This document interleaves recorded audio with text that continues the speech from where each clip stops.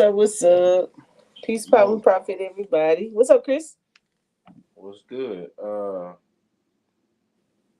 Real quick, how far is Freeport from Houston? From Houston? Yeah.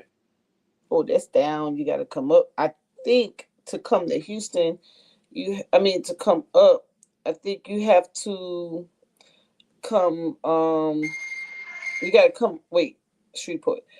You got to come 10 to 49.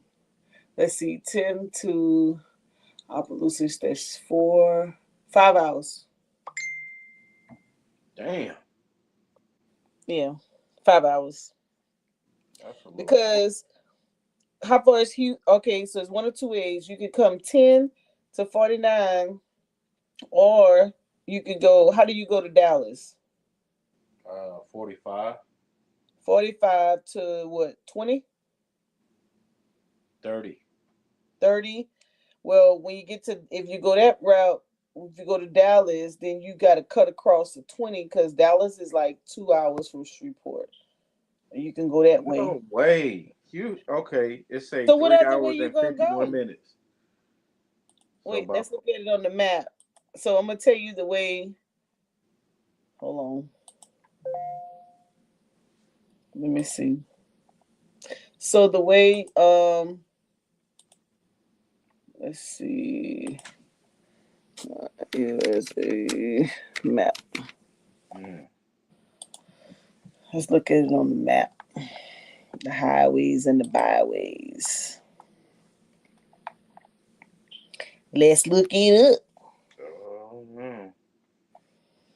Let's look it up. I think you would have to come because I don't know no cross route from Houston into Louisiana Hmm. other than okay, let me blow it up. Oh shoot, hold on. Okay, here we go. Make it bigger, make it bigger. All right, Houston is down here. So unless you can take, I should have put the highways on.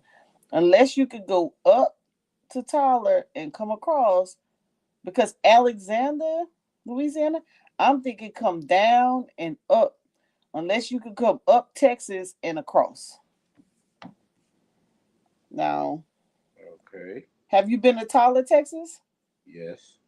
Okay, how do you get to Tyler? How far is Tyler from Houston? Shit, I don't know. I can find. So, however you would take to get there to come across, because I don't think unless it's a whole bunch of back roads. So when I was saying take 10, come 3 hours. across It's about three 3 hours. hours, then Yeah. it's probably Shreveport. Then it's at least it got at least another hour or hour and a half. Yeah. Yeah. It Yeah, said about 4 hours. yeah, about 4 hours. Because if you come down, it's five, and if you come up and across, then it's still four. Either way it go, I think it's gonna take you about 4 5 hours to get there. Yeah. Yeah. All right. All right. So peace, power, and profit, everybody. Welcome to Urban Economic Empowerment Show. Now, I really, really, really I really want to do some grant stuff because I have some stuff to do. But guess what? I'm super mad about my homies. I'm super mad about the WNBA. I was in my feelings, and I'm in my feelings on the NFL side. Okay. So I was like, you know what? I think I just saw some trash today. And don't start coming in here about no stats. And don't be asking me about no past history records. I like the entertainment of the sports. I was an athlete. And that's it. And all these other shenanigans, I don't really care. Okay. My God. Okay. That's Listen, right, Chris. I'ma just listen while you go on your spiel. Nope. I wanna rant with you. I wanna rant. I wanna rant. Let me start with the W first. Okay? Hit the WNBA. Right. Do you watch WNBA? No, not Then I really. can't really rant with you. So I would just rant out loud. They've been having some officiating problems and it's very physical. And you know how they say what's good for the gander and good for the goose. And sometimes people can give it, but they can't take it, and then they get to crying. Yeah, whatever. Yeah. So, needless to say, championship for the W going to be played by um, the Las Vegas Aces and the uh, Phoenix Mercury, right? So you got Alyssa Thomason. Keep talking, Mom. Give me 1 second. Keep talking though. Yep, got Thomas and Aisha Wilson. So this is gonna be it's gonna be physical. It's gonna be tough. They're gonna get down with the get down. Asia is she's a beast. Scoring over 30 points in the playoff games, maintaining her MVP status for the fourth year in a row. Third appearance in the last 4 years of the championship. So it's going to be super awesome and exciting games. I know a lot of people are like, oh, we don't watch female sports. Well, it's fine. We're not mad at you. I do. So I loved it. It was very enjoyable watching Indiana and the Aces last night. The coolest part about it is that a lot of the USC Gamecock players are on those teams. And so that speaks volumes for Dawn and her development of players and the ability to go to the next level. In other news, I have who I love is Shedeur Sanders. And I don't like the narrative that y'all are giving for Shedeur. Who is Point y'all? blank, period. Huh? Who is y'all? The people. Or some of these commentators I hear who has every excuse in the world for him not being on the field, but when these other quarterbacks are making mistakes and they 0-3 and they're turning over the ball and this, that, or whatever. It's no excuses. It's too early and give him a chance. And like, okay, if he's so terrible, then why y'all every live stream y'all got his name up? You mad because he got little you know, he has his swag about himself, you know, he talks a certain way, he does his thing and everybody mad because he's had some swag. But let the man be him. He ain't bother y'all. You don't give him no reps. He throwing the trash cans and janitor players and things of that nature. But you have a full critique every day, 2 and 3 times a day. And then he privileged. He needs to strap up his boots. He needs to be this and be that. Bruh, he can't be nothing if you don't let him get no first team reps and get on the field. You want him to be the superhero, but you don't even want to give him the fair opportunity. That's just so unfair. And so I'm sick of these wannabe sportscasters out there who think they could spin a narrative and he's supposed to do what they want to do. These younger athletes are different. It's a different generation. They go about things a different way, but they accomplish the mission and they get the task done. Right? What we did when we were coming out, going through school, the opportunities we had, we wasn't in college with $1 million. We wasn't in college with $20 million. We didn't get endorsement deals and things of that nature. So of course, we wasn't playing for that. Some of us barely got a little sidekick deal, right? You barely was on scholarship. those Right. of you those of you who were, you better had embraced it and do your thing. But these younger players, they have opportunities that other people didn't. And the very fact that everybody's not coming out of poverty. You Uh, can't get mad because the man daddy was successful. You can, but in the same sense, if he has this swagger all his life, you can't get mad because you can't break him. And he's not being a knucklehead. That's crazy to me to have a narrative to want somebody to behave a certain way. Oh, you got to put your head down. You got to put your head down and play the game so you can do what they want you to do. He don't have to. I take that 4 million. I take that 4 million on my endorsements and I chill out too. Guess what? It's your loss for as I'm concerned. If I never hit that field and you have me on that roster, you have me on the roster and I'm getting $4 million or $1 million a year to sit there and chill, and you don't have no intent to play me, I'm gonna take your 4 million for them 3 years, and I'm gonna be doing something else, and I'm gonna be just stacking my paper. Cause at this point, you ain't playing me anyway, and then it's gonna get to a point you're not playing me anyway, like it is right now. He ain't biting his tongue. He's saying what he gotta say. You ain't gonna play him anyway, so who cares? You ain't gonna trade him, so he gonna talk his talk. Yes, I'm better than some of the other ones who are playing right now because they're playing horrible.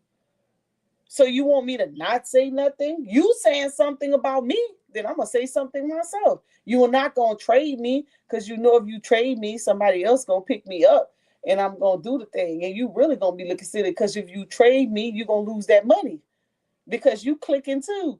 You riding the coattail too of marketing. Somebody interrupted me. I was on my way. They making money. You making money off of here, off the name. That's why you won't let them go. But you want to talk about me now. I'm gonna talk. Now I'm gonna say things and defend myself, and you gonna like it or you don't. You fraud at me anyway. So guess what? It's not gonna mean nothing. How much money you got invested in Shador Sanders? All of it. I like the entertainment. I like Shadur. So whether or not it benefit me or not, I like it. Anything else you want to know? Does Shador Sanders pay you dividends or pay you some Yes. money? Yes. What money he pay you? The one I ain't showing you. He paid me a little bit of joy. He paid me a little bit of joy to go and to talk trash. That's right. I'm benefiting. I like it. And sometimes I like a little shenanigans and I like a little entertainment. So whether I get a return on my investment or not, I still like it. I'm gonna go back to what African Emporium used to say: Man, I don't care about that. trivial things. And I love sometimes I love trivia things. So We all do. Brandon, you bring We your little all do. button up here. I love trivia things sometimes, and I like Shador, and I like the fact that he talking for himself. And you can't sit up here and tell me what not to say and what not to do and what I should conform to. Your ass ain't playing me anyway. What does it matter? I was in the 5th round. I shouldn't even be on your radar. You shouldn't even be calling my name. But guess what? You got a little taste of that YouTube money. So guess what? Of course I'm on your podcast every day. Of course you're gonna slide my name in the comments. So you eating off me too. So obviously you like me too. So Brandon, you stop that cap. You tell them to stop the cap. You don't like me, but you talk about me every day. You don't want to put me on the field, but guess what? You won't cut me off that team. I bet you that. Why? Because I'm helping you make that money to build that new stadium. Now, what if he do get cut from the team? Then what you gonna do? I'm gonna go wherever he go. Oh, Then I can just follow a new team. oh man, that ain't no Lord. I ain't loyal to the Browns. I like Shador. That's the difference. How much Shador paying you? He don't have to. I like it. You don't got to give me nothing. How I much get is? it. How much are they getting paid off Shador? Shit, a lot. They getting viewership. That's the point.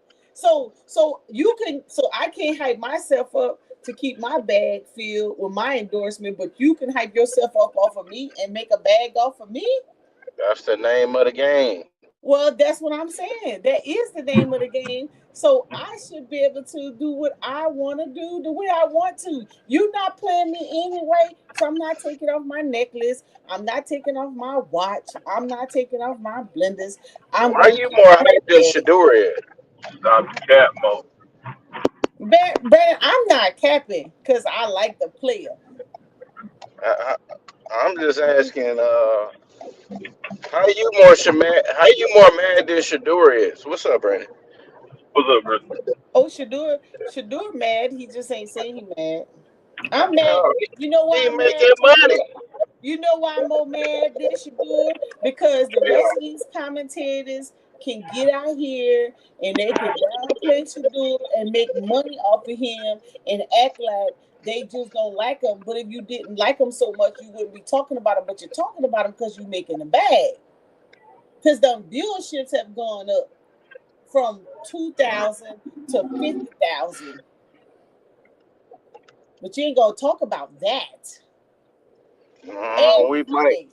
You don't even know who else playing in the league. They talk about him so much. Oh no.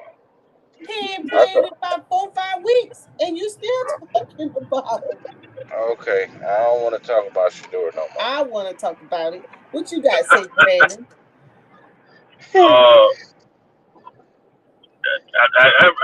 Shit, I'm scared to say something. Uh, that's your homeboy right there. That's right. Yeah, she. Don't Yeah, talk your she. talk. What Number. happened to him? So, oh no, go ahead, Chris. No, no. Go ahead, bro. I'm gonna let you go ahead and get it, bro. Like, I understand you love the fame and notoriety that came with the YouTube money from him, but to me, he ain't like he another player with a Yep. with a famous daddy. That's it. That's what I'm saying. So, what only Hell thing is I'm she saying doing? is that the commentators are so bent. You so don't nobody care that your dad is famous and that he was a great player. Da da da da. Okay, no problem. Then why are you talking about him? If you didn't care, why is he on your podcast every? Why you got him in your podcast conversation every day? If you didn't care, why he's the first thing that pops up on Sunday? If you didn't care so much, but you do care because you mad because you didn't break him yet. Yeah. Okay. Moving on. Nope, not moving on. Let's talk about I know Asia. you didn't. I know you didn't call me on this live for me to hear I this. call you for whatever I wanted to. I Chris did a Yeah, women starting to be bold in the 2020s, man. We gonna have to go back said, to the 70s and 60s. you Gotta ain't put y'all you know in Chris. y'all what? place. We were having than y'all then. Shit. Y'all just didn't know it No, because y'all didn't have no Wi-Fi. But we always made y'all think like y'all was in charge. Y'all ain't never in charge. I don't know shit. why. I don't know why we even gotta talk I'm about gonna that. I'm gonna tell you what they What's me and Andre Cole? You I'm and gonna need. Andre ain't got no code neither. Somebody I, text him right quick. Get him on the live. I Brandon, think I Uh think the saying goes, uh, get in the kitchen and make me a sandwich. That's the code right there. and That's you it. gonna trust you go and I'm not in charge and you gonna trust me to make you a sandwich. That's what I huh.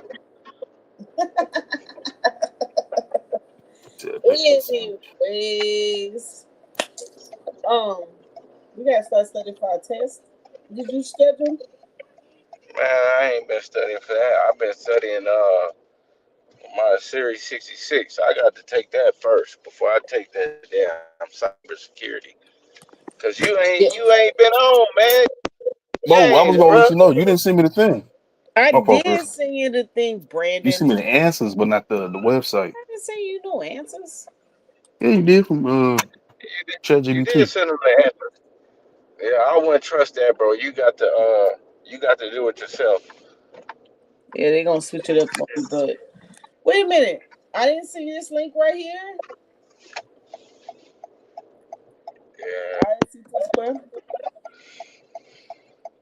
I didn't see this. Knowing Mo, she probably didn't. Shit, guess what? There's many things she ain't sent us yet. We ain't gonna I'm never get about that. to put, So don't worry wait, about it. what? Capital Wait. FIRED, fire. FIRED. Man, I'm not concerned with that. You spelled it out too. That's funny. Brandon, I'm about to give it to you right now. All right. Yeah, I'm a schedule it though, Mo. But you ain't I been got. hopping on since we supposed to be studying. I know because I had this community event. I had 119 people. It's housing repairs. Oh my God. Yeah, but you over here talking about God, man, My stop. test is on the 8th, so I have to study. Yeah, My, sound like you studying Shadur right now, not cybersecurity. I study Shadura every night. That's crazy. I absolutely love Shadura. I like watching football. I watch sports. And when I get off of here with y'all, I go straight to the sports channels. I Go told straight you to I was sleep watching the W. Oh no, I don't go sleep. I gotta catch up on the games. Man, on the WNBA. Man, Caitlin Clark ain't playing.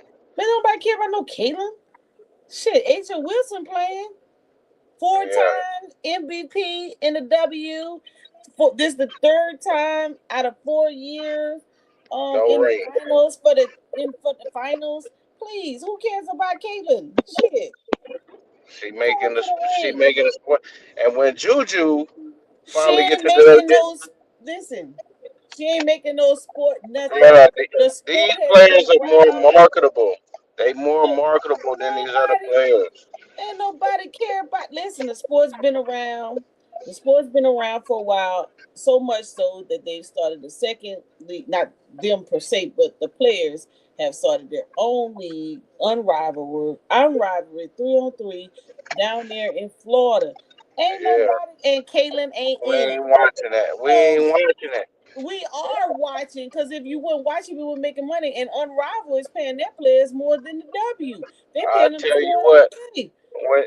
When Juju Watkins make it, then you can have my We, viewership. we don't have to have your viewership. We Yeah, you do. already watching. Yeah, cause you ain't making money. Yeah, you do need my viewership. Hey, listen, y'all gonna go give your little viewership to something that doesn't need it. But see, that's what I'm talking about. Hey You guys, I'll No. be right back. you All right. stuck. What'd you say, Brandon? He said he'd be right back. Look Oh, at you, you just emotional tonight. yes, I'm mad. Mad at something I'm mad no as money from. That's crazy. I ain't gonna get mad over nothing like that. oh, I'm mad. Over another human. I'm mad. I'm mad. Sometimes I like to be in my shenanigans. Yeah, I ain't. Man, you and your feelings about damn Shador, man. Yep, I am. Well, guess what? He just got put. He ain't even make the. They just put him back on. He's still third string, even though they benched Joe Flacco.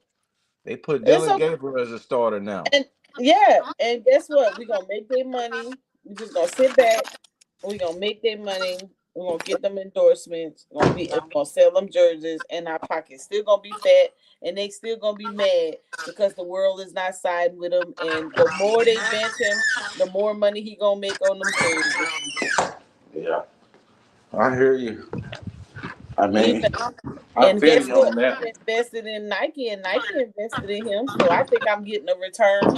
That answers your question. No, he got Nike because of his dad. I don't care who he got it because of. He got it. They getting it because of their daddies too. Don't be running. Anyway, what Brandon? This I should No, be ain't nobody running. Ain't nobody running. going up. They get That's just stuff because of their nepotism. daddy. We like that for black people. We like when black people do nepotism. Heck yeah. You still ain't making no money from it. You ain't got Nike stock. I do have Nike stock. When did I Show not have improve. Nike stock? Show I bought improve. that. What? Nike stock. I've always had Nike stock. I buy Nikes all the time. That was one of the first stocks I purchased. Yeah, you been losing money then, cause Nike ain't doing shit. It's okay. It ain't bothering nobody. I ain't gonna pay no taxes on that money.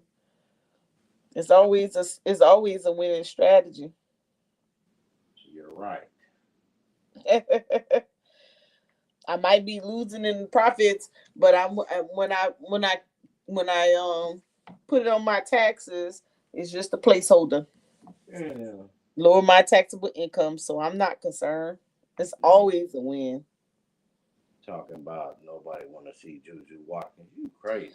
I didn't say nobody didn't want to see Juju Watkins. I said we was watching regardless. When Juju come, we still gonna be watching. Juju better than all them players you talking about. Man, she gotta come get Asia. That's all I'm telling you. She gotta Man, come get them numbers. how many championships Asia won? And the W, Yeah, two, that ain't enough. two, and she's in the championship right now. She about to Two lose against the champion, Indiana two Fever. championship back to back. They beat them. What you mean? I just told you they won last night. Where you been? So she just got her. She in the championship against who? Phoenix.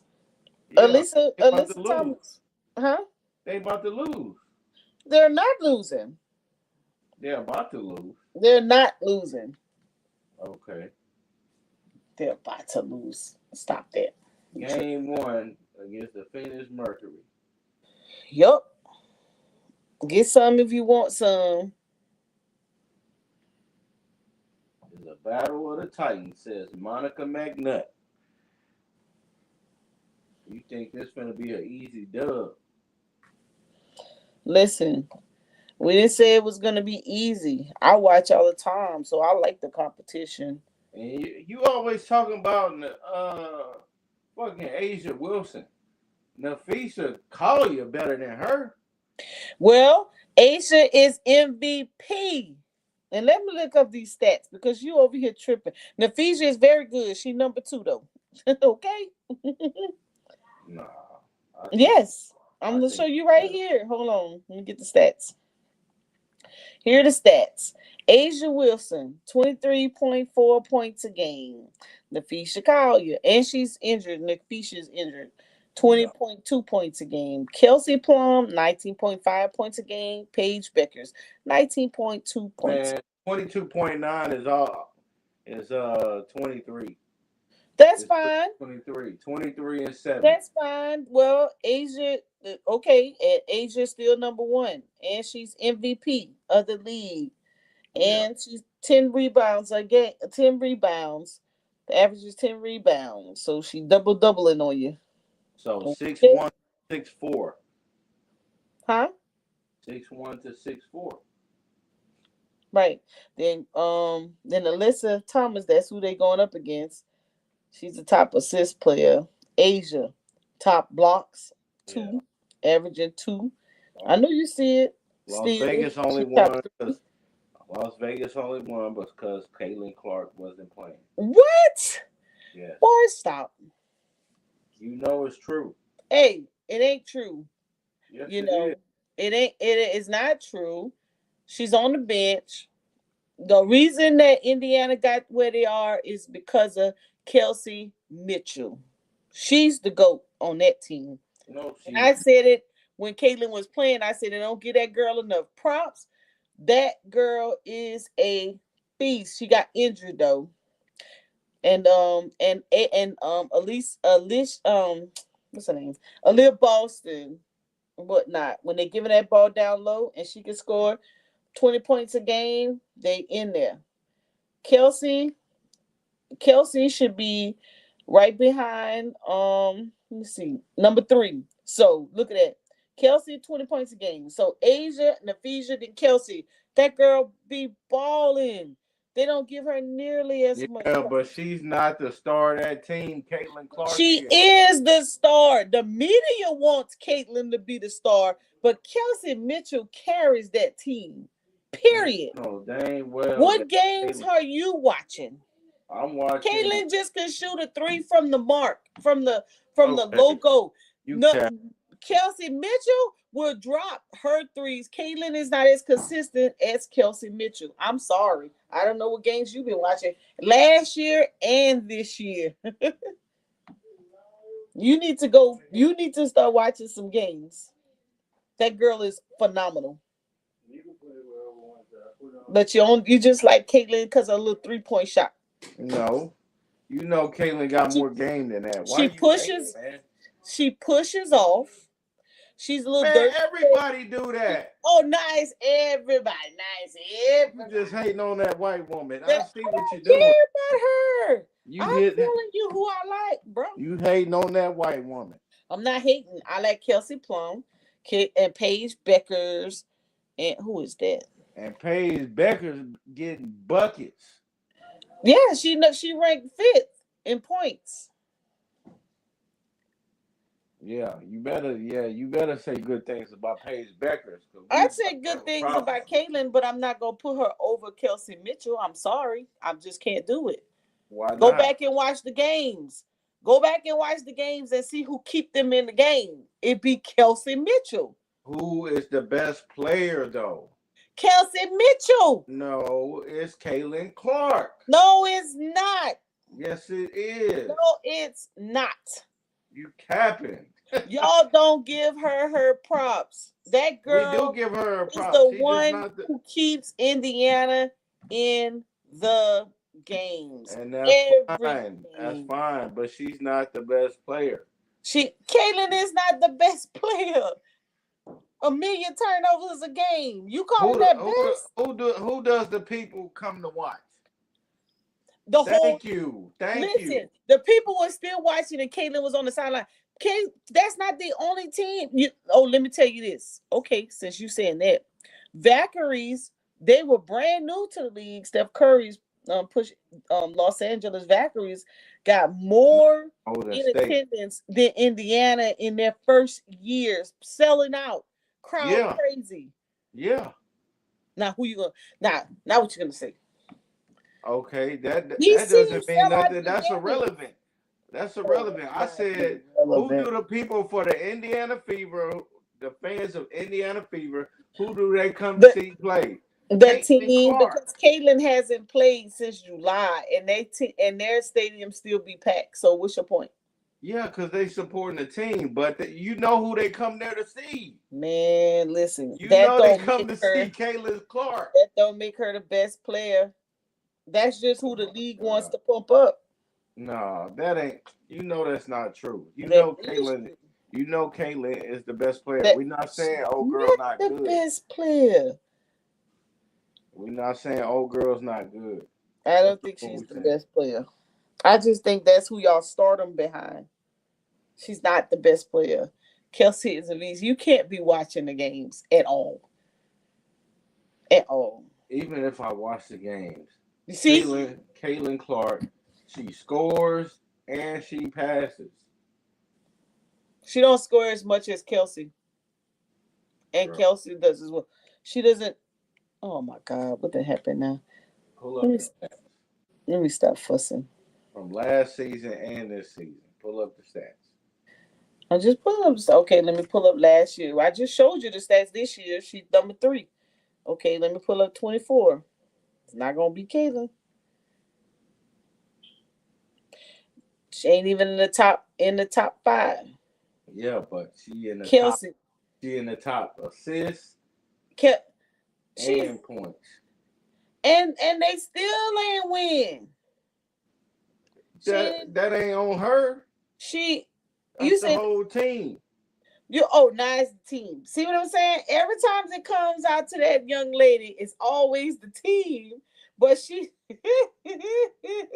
hell, they winning more games than she did before she got there. Asia Wilson is they winning more games now than they was before she got there. Who?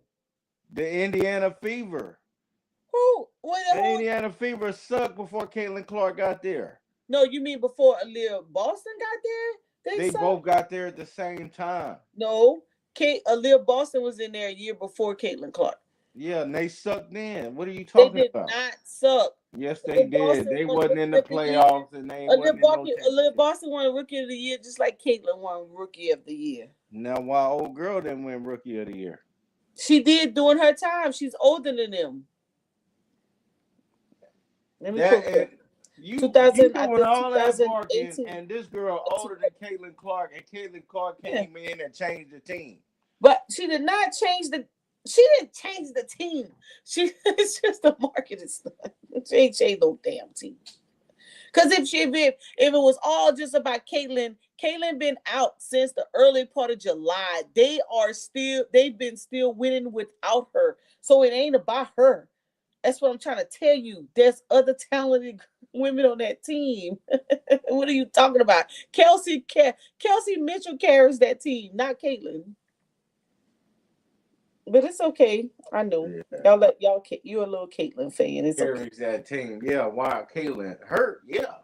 When Caitlin was in, hold on. Let me go back.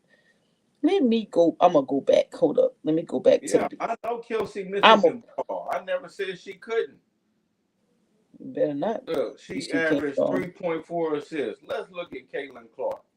And also look at them turnovers, Caitlin. That's what some of them games she calls. Man, we don't care about that. You gonna turn the ball. Yeah, you care about it. Oh, it's important. It's important. You gonna turn the ball over when you got the ball in your hands. Oh my God. Everybody know Caitlin Clark. Look, 16 and a half points, 5 rebounds, 8 assists, and almost 2 steals a game. Full stat sheet. Listen to me. Kelsey Mitchell, 20 points, 1.8 rebounds, 3.4 assists. Oh, she just a scorer. She ain't got no choice. She just a scorer. That's what she's there to do, to score. What are you talking about? Caitlin Clark damn near averaging a double-double. She's shorter than she's a little bit taller. 1.3 rebounds, bro. Really? Look, this is the second game. Kelsey has because the only thing she do is be scoring, and then when she don't score and somebody else, you point out somebody else stats where they score more than her doing these games, then y'all get mad. No, because we know she can score whenever she wants, and she can pass. Oh, she can't. Yeah, she can. She averaged almost 9 assists. 9 assists a game. When she don't score well, they start crying and saying that Caitlin can't score because they doing this to her, doing that to her. No, what is she doing to them? Bro. Like I said, I told you who carries that team now. You don't have to believe me. She can't be carrying the team. All she does is score. Well, how else you gonna win? You need more than that to win. And all that was the case. They should have beat the Las Vegas Aces. Why did they lose to the Las Vegas Aces then? Kelsey got hurt in the third quarter. And Aaliyah fouled out. Man. Third quarter, which game? The one last night in the 5th game. Oh, they was gonna lose anyway, bro. Because they ain't have. They went in overtime. They was going point for point. You didn't watch the game. If Caitlin Clark was playing, they would have won. She wasn't gonna do nothing but foul out like the rest of them. Yo, Mo, you funny. That's all she was gonna do. You funny, Mo. It's foul out like the rest of them. Why you don't like Caitlin Clark? I didn't say I didn't like her. I just said that she wasn't the sole contributing factor to that team that Kelsey Mitchell was. And that's who pulled them out of the playoffs last year to the level where they were. That girl would not miss. She was shooting off balance. Oh my gosh, she's just a beat. She's a solid player. You don't hear nothing from her. You don't hear nobody talking about her. They don't say anything. She just come play ball and do what she do. You don't hear anything or whatnot, but she is phenomenal, like crazy. But she got injured last night. When she got injured in the third quarter, she didn't come back in the game. Then a little Boston fouled out. They still, Lil Sims, she was holding it down. She scored over 30 points, but they couldn't pull it off. They went into overtime. Sims got them into overtime. Got to give her props. She played ball she played hard, and couldn't do nothing with Jackie Young and Asia Wilson. Asia Wilson scored 35 points. Jackie Wilson scored 32. Chelsea Grace scored 17. Whereas Sims scored 27, Howard scored 16, Mitchell scored 15. Paul, you see what I'm saying? What you gonna do with them scores when they scoring 30-something points? Two people in 30-something points. 35, 32, 17. They would have won. And Jackie Young a guard, and she went a double-double with assists. They would have won if Caitlin Clark was playing. They was not gonna win. Yes, they were. Sorry. See, that's hating right there. Listen, she played last year. They didn't win. They thought that she could bring them to the chip. Caitlin, tell me what championship Caitlin Clark has won. She ain't winning nothing in college, and she damn sure ain't winning nothing right now. I mean, Angel Reese won one in college, but you see what she's doing in the WNBA. And she did the same thing in college. Actually, she did better probably. Because of course. Yeah. The WNBA, all she's doing is throwing up bricks.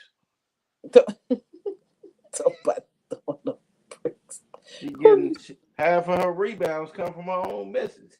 I know you ain't talking about Angel. I know you ain't talking about Angel. I know you not talking about Angel. Yes, we talking about Angel. You better not be talking about Angel. Yeah. Angel Reese. Don't be talking about Angel. She's still without Angel getting her own rebound, she would still be the leading rebounder? Period. No, because half her rebounds come from her own misses. She do her part, but guess what? At least she get her own rebound. Man, it ain't supposed to be like that. You ain't supposed to have that many rebounds off your own misses. Huh? It don't matter. Yes, it does. That means she hella inefficient. If she still wins, and now that's a championship she ain't player. win. She don't win. That's a contributing championship player. Bruh, Chicago is you just 10 and 34 because Caitlin scores from the mark. That's she can. Caitlin scores from everywhere. If she did not shoot them logo threes, y'all wouldn't be talking about her because UNESCO does the same thing and better. Y'all that's not true. Her. She averaged 9 assists. Breanna Stewart just as good. Y'all don't talk about her. Yeah, Kelsey we do. Plum, I like Breanna Stewart. I'm calling all the white girls out. Y'all don't talk about her. Yeah, we talk about Sabrina Ionescu. We talk about Breanna Stewart. We talk about Aaliyah Boston. We talk about all of them. We don't just talk about Caitlin Clark.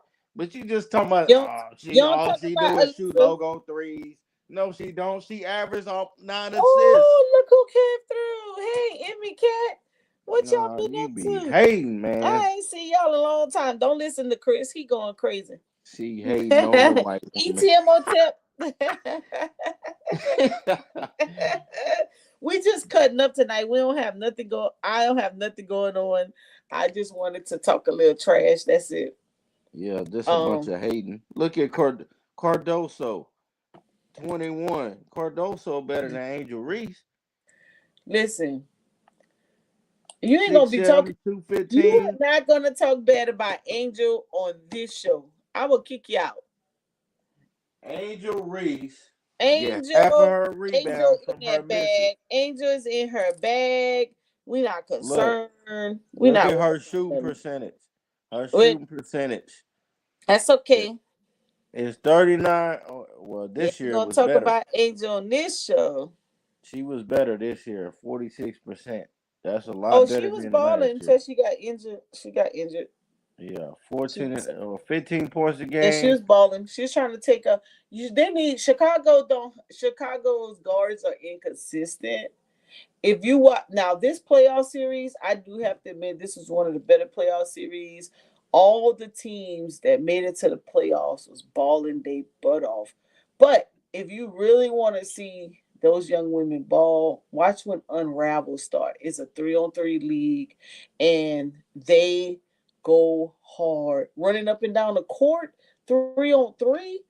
I'm talking like just doing it big. And even Kennedy Carter, they banned her from Chicago. And she just got a lucrative contract in Saudi Arabia. And they say she balling out of control. So people was like, why she ain't causing no problems overseas like she do in America? Because sometimes there's things that happen, with the coaching staffs, things of that nature that we are not privileged to in all these sports. And these players react a certain way. They want these players to act as if they're robots, like they're not human. They're not during a computer and you just push a button and they perform the way you programmed it to be. That's just not right. That's just not how it is. And like I said, these younger players, they come in the arena with the bag. But I'm ready for college basketball because USC Gamecocks got a hell of a squad. Oh, and I'm not a Gamecocks fan. And do you notice a lot of the W players come from where? The Gamecocks. Because I just knew that Atlanta Dream was going to be in the finals, but they got beat. But Alicia Gray and Powell and all of them. But college basketball is gonna be crazy because one of USC finalists, Flage, Fawali, Malaysia Fawali, is at LSU now, and it's gonna be crazy. And Juju's not playing this year. I heard she's still sitting out because she's still recovering. So it's gonna be crazy. Can't wait. They started practice and I can't wait. Anyways, I just want to talk a little sports because I like, we always being serious and talking about investments. I like the little shenanigans sometimes. I just needed to filter. I'm just biased. I'm biased to players. Super duper biased. I'll be the first to tell you guys, don't ever listen to me. Don't ever ask me my opinion. I'm very biased when it comes to sports. I like who I like, and that's it. Nothing else Reese matters. ain't from Louisiana. She from Baltimore. Huh? Angel Reese is not from Louisiana. I knew that. Just because she played for LSU don't mean you get to be biased like that. Oh no, I like Angel. I like Angel's feistiness. I like the fact that she could get on the floor and she can ball out of control, and off the court she can be a doll baby. I absolutely love it. I love her feistiness. I love her ability to stand up for herself, but I also love the fact that she handles her business. She's taking care of her money. Shaq is mentoring her. She has all these different investments going on. She bought a female soccer team in the DMV. So she got a podcast. She's making money from there. She's modeling with Vogue. She has an endorsement. I love the fact that she's taking care of her money and she's doing her thing. And I'm glad. I like the fact she's unapologetic. Period. I like the fact that Flage, her mom got her with her endorsement. They making money, but she handling her business on the court and in the classroom. So I super admired it about them, that they're young women that handling the business side of the house, and they buying land. They're putting their money in cash producing assets, and they're not just out here spending it foolishly.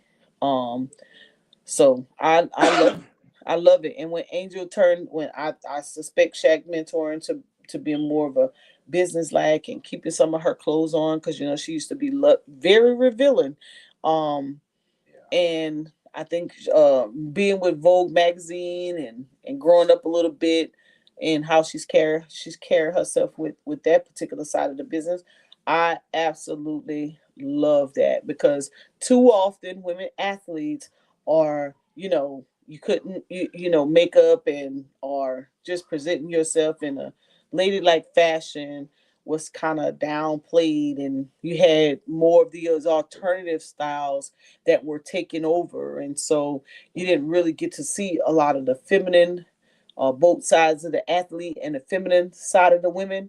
And so I love the fact that a lot of the younger players that are coming up, they're, they're not on that lifestyle thing, right? That they can still be themselves and be women. I don't want to get canceled, get the show taken down, but you know what I'm trying to say.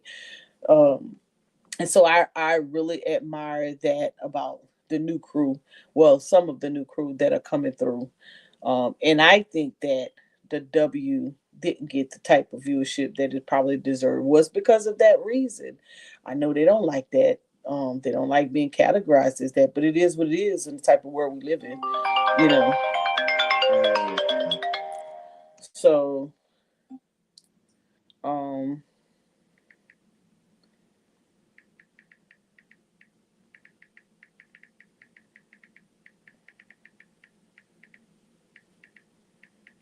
well, yeah. So that's what I love the most about those those young ladies, that they're still true to who they are. Not saying nobody else is, but you know, you know what I'm saying. But yes, I super love that business side of them, and them tapping into other avenues to make money to subsidize their income. Not trying to be like men, but finding their own way and doing it their own way, and showing a different side of being an athlete. Yes, I'm an athlete, but guess what? I'm also a model. And then guess what? I'm also a businesswoman. And yes, and guess what? I'm getting mentored by a male. You know, I I like that. Setting away, her brother got picked up. You mean he may be on a practice squad or something, but he did get picked up. Angel's brother in the basketball league in the NBA.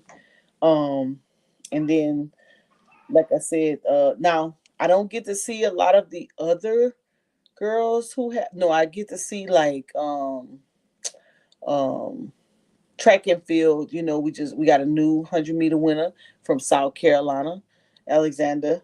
Um, ran her ass off in the finals in the worlds. That 4x1 team. Oh my god, just immaculate. But I like the fact that those girls are, still uh married, handling their business, professional, upright. They're not uh getting in trouble in the streets and that kind of thing. I absolutely love that, because then it gives you another perspective and something else to talk about. So, other than, oh, look, they always like to say, oh, y'all stop twerking, stop this or that. Yeah, but what about the other successes that are out there that you're not talking about? The gymnast, or whatnot. What's it, Simone Biles? Her in her own right. Uh, I'm drawing a blank on these names, and I can see them right there with me. But the list goes on and on a lot of these black female athletes who are really doing their thing, but they don't get their props enough. One day I'll share my screen and start showing a few of them. I think that they do a phenomenal job of just being out of trouble, but really being an example to the younger generation, and what could become, from home ownership to businesses to you know financial decisions that they're making with buying teams, or buying. I think Flaji purchased 20 acres in Georgia. Where they're going to be building affordable housing. And like I said, some of the others, I don't see them a lot posting. Now these young ladies love social media, so they share. A lot of the others don't share, but I wish they would tell their story and what they're doing. Same thing for the guys. A lot of successes that are going on with the young men who, yeah, I know people frown up on the fact of the NIL deals or whatnot, but some of them are out in their communities and doing good things in their communities. Like And then when they make it to the NFL, they're out in the community. I know Keon, he's doing a lot, community, trying to work with the youth. Of course, you see what Shador does. We've seen Cam out in the community. We've seen Travis out in the community. And a couple of the other guys. So I like that part of it versus always having and seeing these shows on, those other entertainers getting in trouble or some court case or, what I'm saying? I'm like, there's other white people out here just doing good things. Like, let's highlight them more. Let's not highlight the shenanigans. Right. But anyways, I have to start studying for my test because you might want to reschedule your test. Oh no, I'm not rescheduling. My test is on the 8th. I'm gonna be ready because I'm gonna go back through. I'm gonna go back through all this information.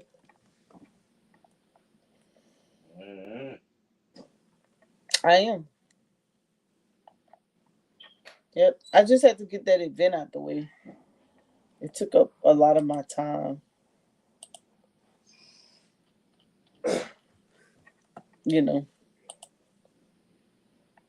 I'm on a Yep, I'm gonna take this. I'm gonna take this entry level cybersecurity shoe, cause I have to move on to Security Plus. I don't got time to be playing around. You gotta move on to what? Security Plus. When are you planning on doing your financial? October 26th. Oh yeah. Then you better get a move on. Okay. So I'll take the test, and then I can tell you all about it. And then you can take the test. Yeah. It's free, so you better pass it. Yeah, this you can take it as many times as you want. A 70, I think I should be able to get a 70. I mean, yeah, you should be able to.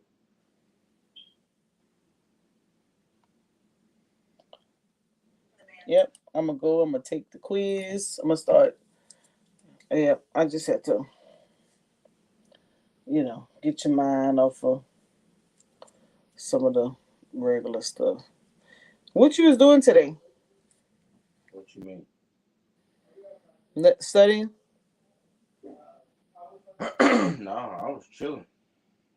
Oh, yeah. I'm gonna go. I'm gonna Uh-oh. I'm going to. Yeah, I need to. Oh, that's what I was going to talk to you about. I was like, Chris talked about doing podcasts. So we need to start coming up with us some topics, and then Yeah. when we can center it around.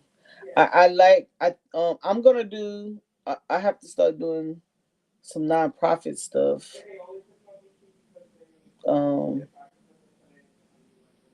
so I figure, yeah, we just need to. I think we can make it work with your career field and what my interest is with nonprofits and talk about how. So what I've been kind of looking at is that that's okay.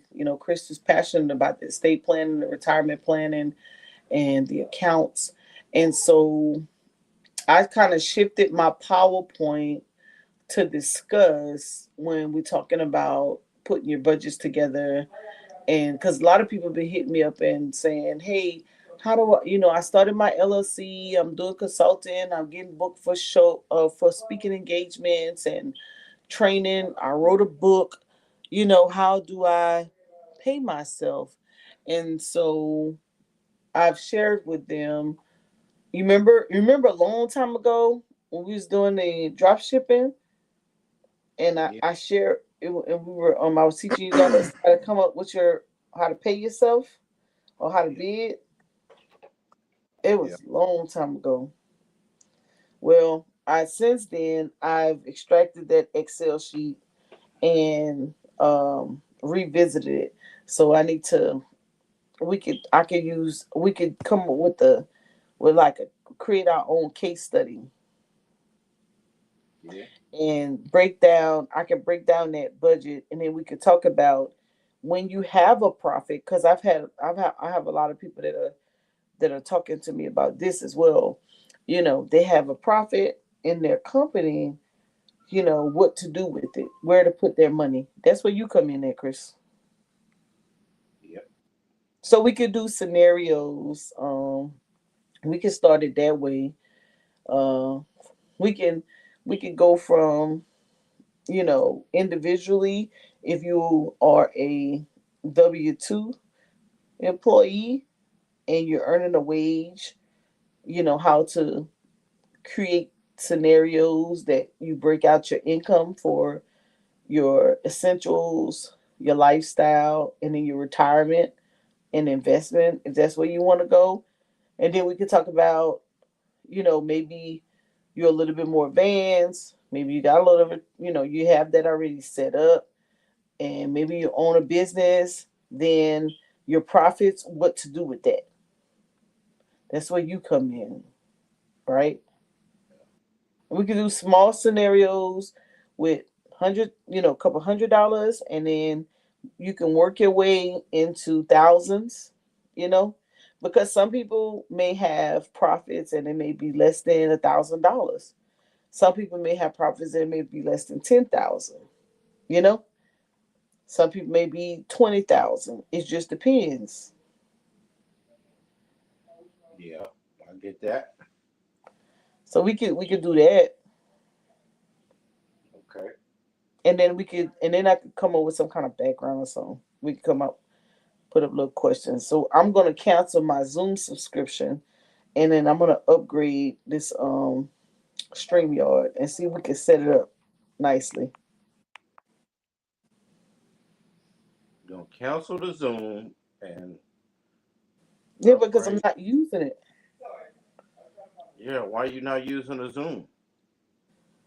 Uh, because I just started. When I started using the StreamYard, I just didn't go back to it. Oh, That's all. what's it better? Nothing. Nothing What special, huh? you think StreamYard is better than Zoom? Um, on the computer. Well, the very fact, I don't know, Zoom. I don't know if you can set up like your screen and put all kind of graphics and banners and things of that nature on Zoom, like you could do a StreamYard or Restream. I had a Restream account as well where you could do this kind of stuff, but I want to set it up, set the backgrounds up, you know, Yeah. and I think I'd have to upgrade one more so I could take that money from Zoom, because everybody I'm dealing with don't use Zoom no more. They're using Teams, like business wise. They're using Teams because Teams store messages and things of that nature. Yeah. Yeah. So I haven't really found, and the only time and then I was using Zoom to live stream, but I'm not even live streaming anymore from Zoom. I'm live streaming from StreamYard most of the time.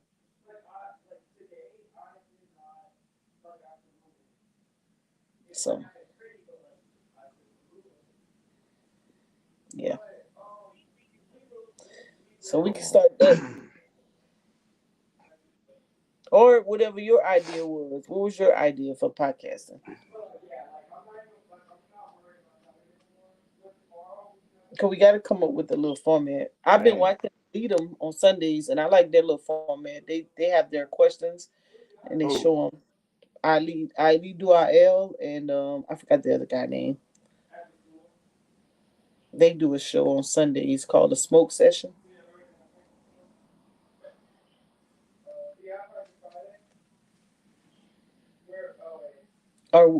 Or well, think about what you want to do, and then we could talk about it tomorrow. Okay. And then What I'm you gonna mean? think about, huh? What you mean? Well, think about if you want to do talk about, you want to talk about, go back and talk about some estate planning. You want to talk about some retirement planning. You want to talk about accounts. Like Yeah. what we're gonna be out. All of that. Right, Needs but to be we talked about. Yeah. but we need to come up with like a list of things, like maybe for 4 weeks, and let it build on each other. Cause I don't know if you seen my video about that Whoopi Goldberg situation. I saw that when she said she can't even retire because she don't make enough money. Which is crazy. But that's a lot of people's story. I know. And now I'm gonna tell you something I heard somebody say. They said it's not that I don't want to invest or I'm not investing or day trading or whatever. It's just that I'm not familiar with it and I don't want to take the risk of losing. So I think that sharing, some grassroots information that people can grasp on why we are strong advocacies of putting something away for your latter years. And where can you do that? And stress, time, money, and discipline is the biggest factor. You have to allot time. And the more you put in, your return is going to be greater. But if you're putting in the bare minimum, then you can't expect to get a large return in a short period of time.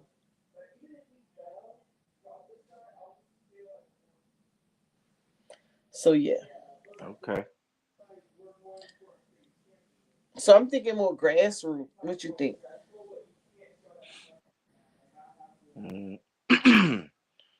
I guess so. Those are the people that's hurting. And then be surprised. We thinking that's just the ones that's hurting, but people who got a couple bucks in the bank, they probably hurting too. They just don't admit it. Yeah. Because they don't really know, which direction to go. So they just keep the money in the savings. And banks have gotten smart. If you notice, banks are starting to put a nice little interest rate on the savings because people not moving that money in the savings to do no CDs or money markets. They leaving that money right there in the savings.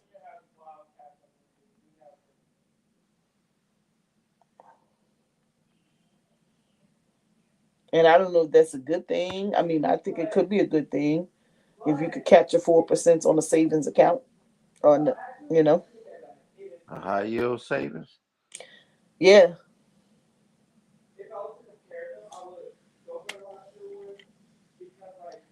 Because if you're too scared to put your money in a investment asset class, then that would be the next best thing, right?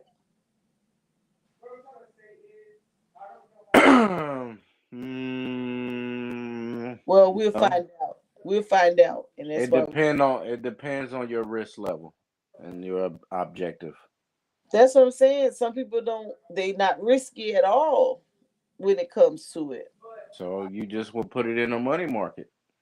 That's what I'm saying. They don't even want to do that. That makes no sense. That's stupid. Well, it doesn't, but we do have people that does it. So that's what I'm saying. If you're gonna keep it in a savings, you might as well put it in a high yield one. The who? You that Louisiana came out of me. In the high yield savings. Yeah. Hey. I'm just saying, give all the scenarios. Not we know what a fruitful decision would be, but many people are still low risk individuals, and so you meet them where they are until they convince themselves.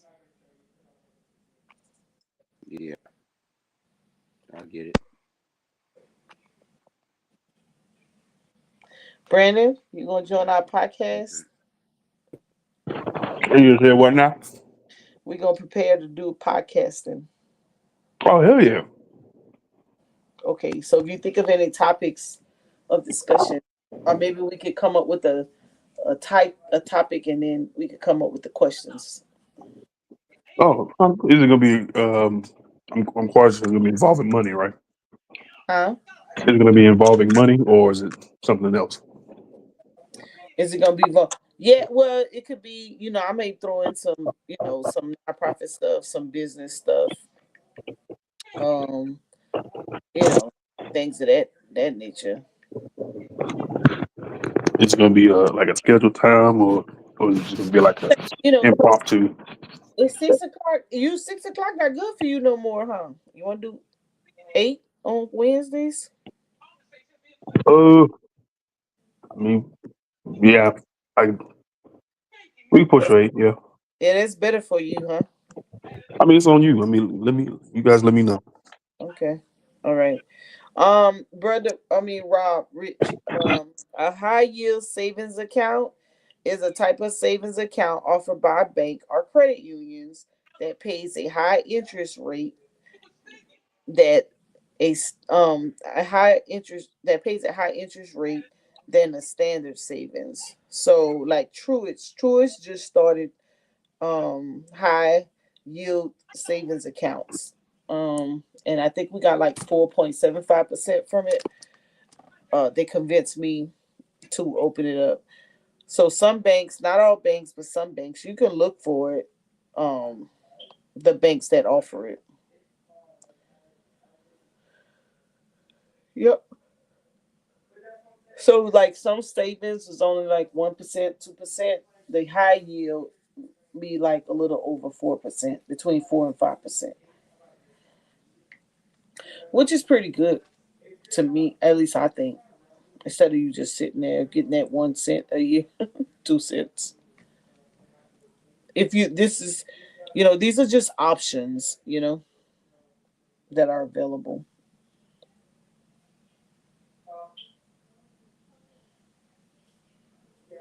But yeah, okay. So we start.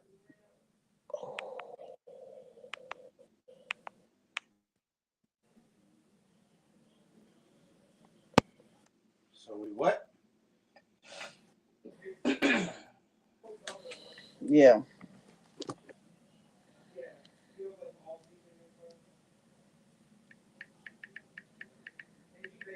Yep. Yeah. So I'm gonna okay. So I start getting that together.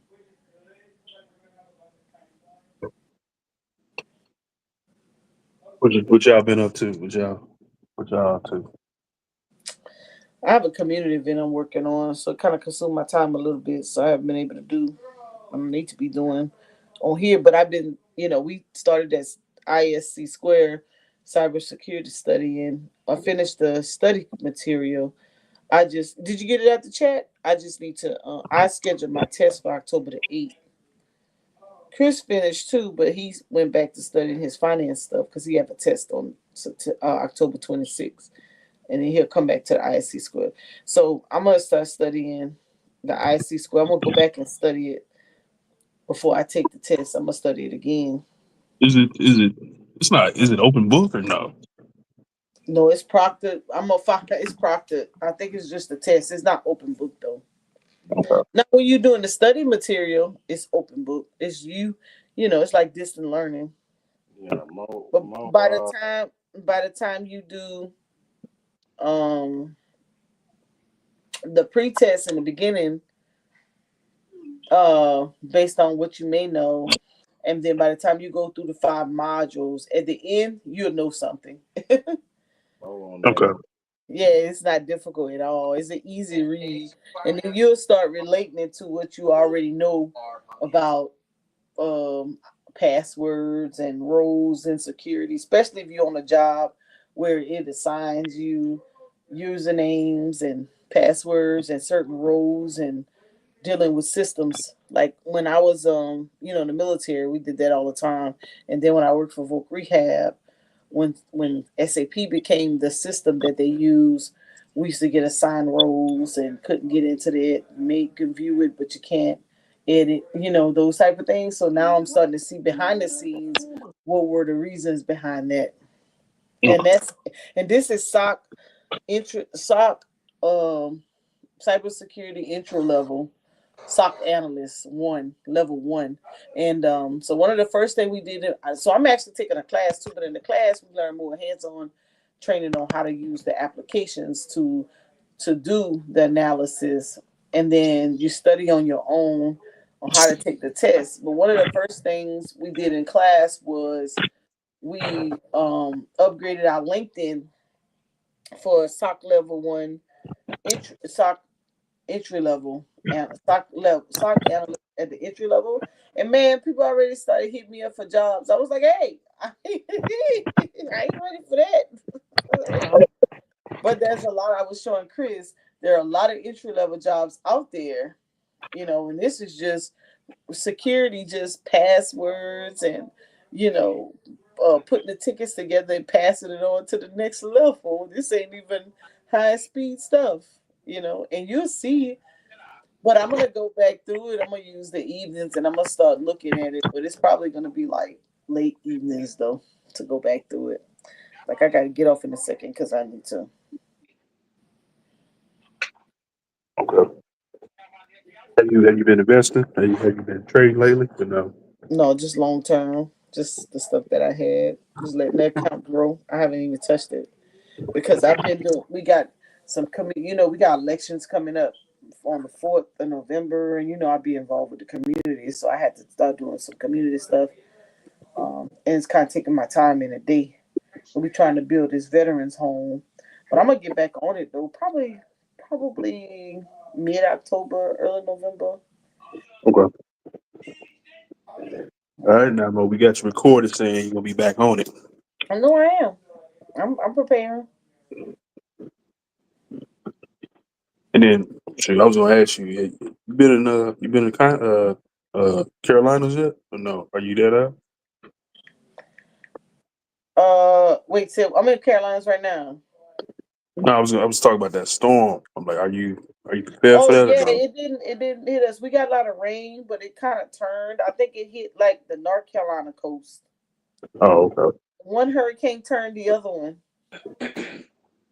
Okay.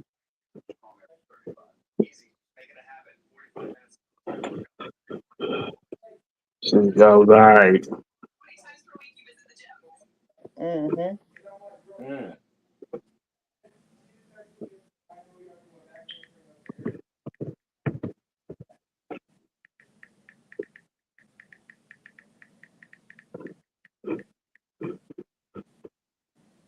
Who texting, Mo?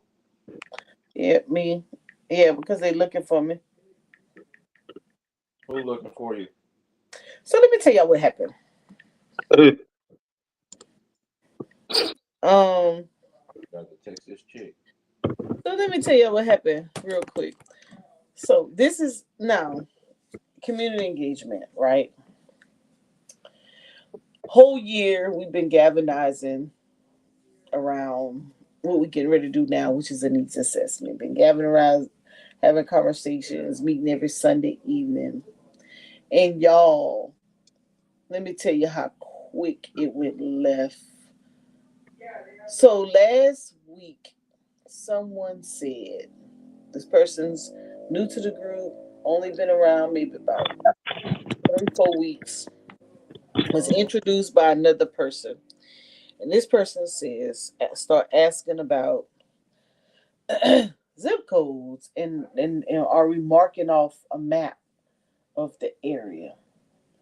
We did not know there was some contentions behind some of the zip codes and individuals involved who are also community advocates. And when I tell you that shit went left so fast, and I was like, what happened?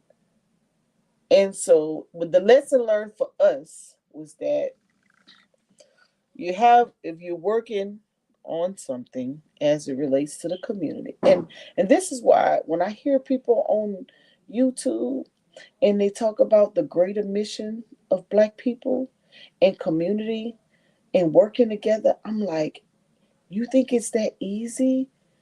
Y'all have no idea how difficult it is to get a group of people to work towards a particular mission. Just a handful. We were just looking for 30.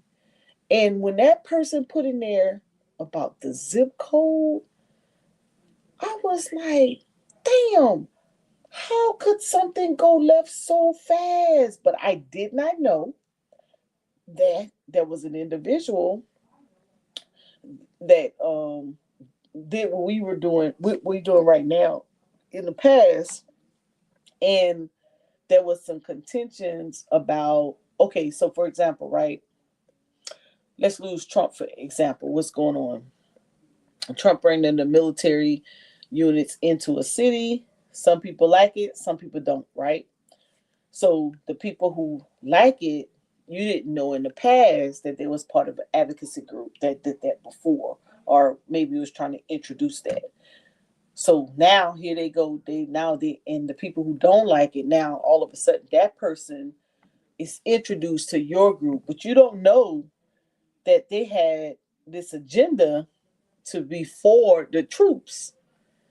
Man, that shit turned so quick, and we was like, "Whoa, hold up!" So now that's who's texting me, because one of our elder ladies who've been on boots on the ground for a very long time in the community, who's responsible for a lot of the sources and resources that we were able to pull to make this happen, she quit because when this person surfaced that we had no idea about, someone else came and they said, hey, they gave me a call. They said, hey, Monica, do you know this girl? I was like, no. She's like, well, let me give you some background, because let me tell you why the other person quit. And man, when she gave the background, she's a Native American. The lady downplayed the Native American presence in the area and made it look like they're insignificant. And where the nuclear plant expanding is on some of the native, it's getting close to the Native American land, and eventually they'll be taking over some more of their land. And so she was very adamant about their presence, what's happening to their people, and how the other lady just kind of downplays it like they don't exist, like they're not important. And for me, being on the other side of the spectrum, not knowing, and my other friend, because we're facilitating it, it's like, whoa, hold up, push pause. We were here just to do a community, and the community consists of 4 zip codes. We are not here. We don't know anything about any past contentions.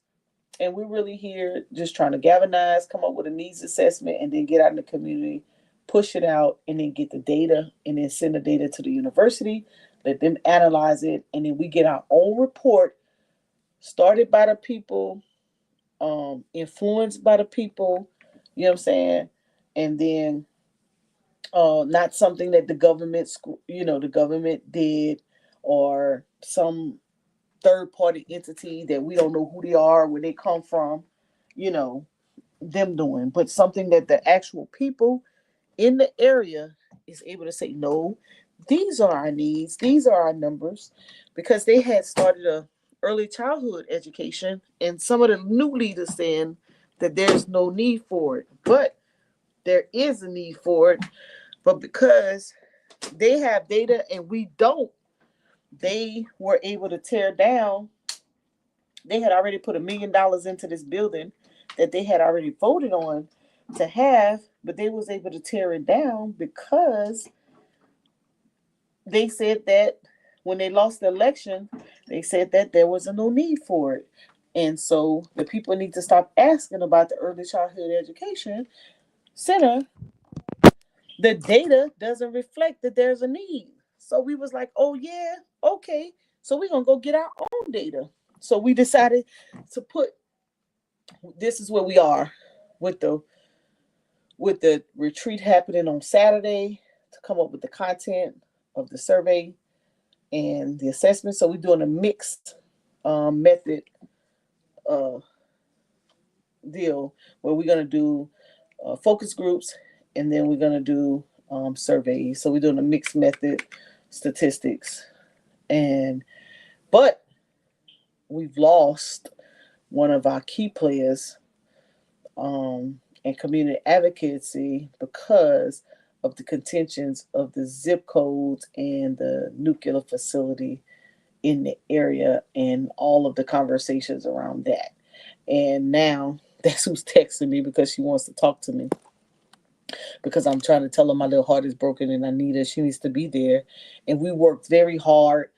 I asked the girl when she asked about a zip code, I said, hey, let's discuss this on Sunday.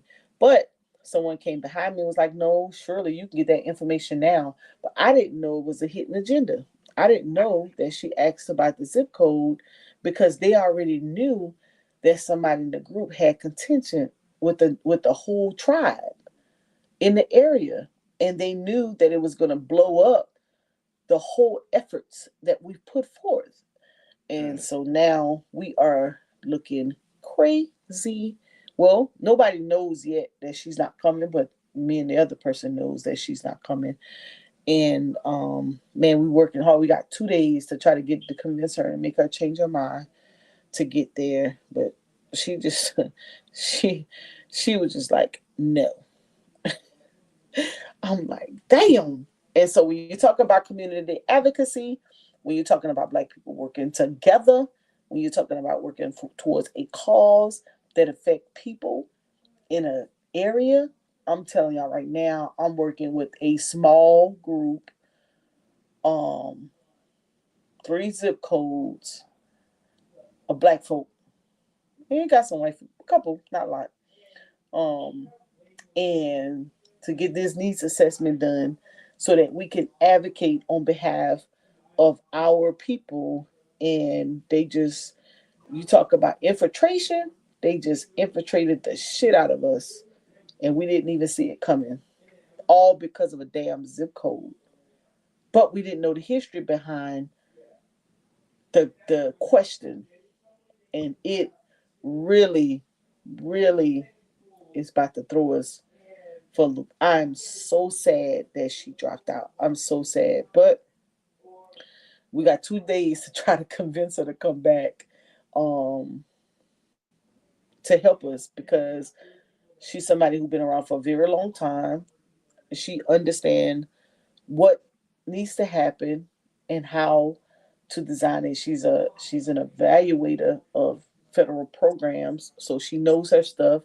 She does stuff at the university, so she's into the educational piece of it. So she's credentialed and she's an expert at what she does. And to lose her she's a very strong piece, and the person who did it, they know what they was doing, but we didn't know, and it caught us off guard. So that's why when I hear people just passively say the community this and the Black people that, I'm like, you have no idea what you're talking about. And when they say, our people failed us and they could have done this and could have done that, I'm like, I'm in a small sect of Black people and doing some advocacy and working on things to help the community. And shit, we have a huge contention right now. Huge contention. And it's not a fight. Nobody's fussing and arguing, but it's the fact that being discredited, you got a native presence in the midst of, and someone else downplaying you like that presence doesn't exist. Or the economic development side is more important than the social resource side. It's a huge battle. Contaminants in the community, let's downplay what's happening with your environment in your community, or the land grab that's going on with heirs property. It's not that bad. So you're battling with the perception of the advocacy, and that is super, super difficult to do.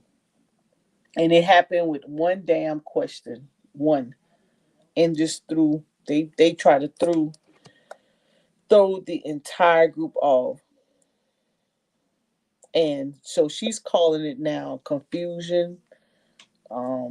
She feel like she feel like the she doesn't want to be a part of it. She felt like we got bamboozled. That it's going to be a takeover. Now we have a plan for it, but she doesn't. She feels like we don't have enough power to not allow someone to derail what we were trying to do. Uh, It's crazy, ain't it? yeah, that's a lot. That's a It lot is. there. It is. She okay. So she got thrown off guard by a question. No, she didn't get thrown off guard. What happened is the person who asked the question Uh-huh. knew that that question was going to cause contention, Oh, so okay. but we didn't Question. know. The So truth the was question was pre-orchestrated already. yes, Okay. yes. She knew because she's been there for a long time. They assumed that we knew because we've been working there, but we're not privileged to a lot of the contention that has happened before us. Okay. Okay. But we found out.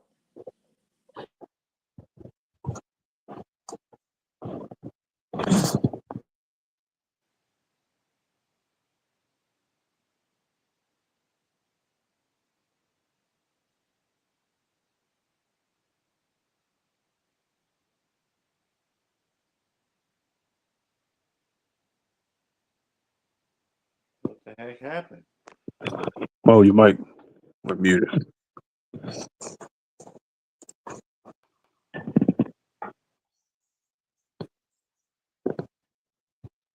Once it unfolded, yeah, once it unfolded, we we got like 2 or 3 phone calls, and we was like, dang man, we got infiltrated and we didn't even know it. Question is, who let that person into the group though? The the the person who's old, well, he's not over everybody, but he's the person who let him in, um it's I the got a one question who, for you. go ahead. Why is it that men spend $15,000 on our women and women only spend 1,300 on us? That's my question. Because y'all say y'all supposed to be the provider. You can't be one. You can't want to be the provider and don't provide. Why is providing being directly connected to money? Why is it? No, that's what you allow it to be. No, they don't Because that's allow. the way. No, That's no, the means. That's the means. How else no, would it be? no, What else no. would it be? What else would Uh, providing be? Leadership, because we know women can't. They can't lead Man, y'all nothing. been in charge this whole time, and we We all jacked supposed to up. be. We supposed to Y'all be. been in charge this whole time, and we Yes. still jacked up. And why you gonna No. interrupt We my not jack. We scenario not jacked with up. Brandon and go come in here with these shenanigans to set me No, off? no, no, no. You gonna listen. You gonna I listen. ain't listening to It nothing, ain't Brandon. nothing jacked up. The world is the way Cause the is. men Yeah, it's supposed to be like that. All the infrastructure, don't all the know how to do luxury that nothing right. y'all take advantage of. Yes, Don't know yes. how to do nothing We right. allow all of that. Yes. Can't get it right.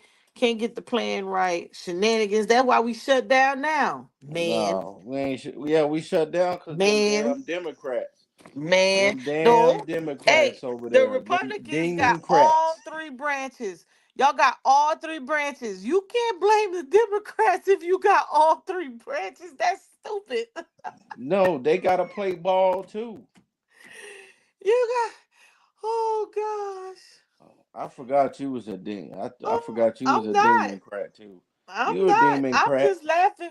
I'm not. I'm just laughing at the fact that when it's good, when you all, well, those individuals have done all of this dismantling, all of these firings, all of this revoking, all of the canceling, putting troops on the ground, and you can't convince at least two or three people to vote with you on your side. That's just sad.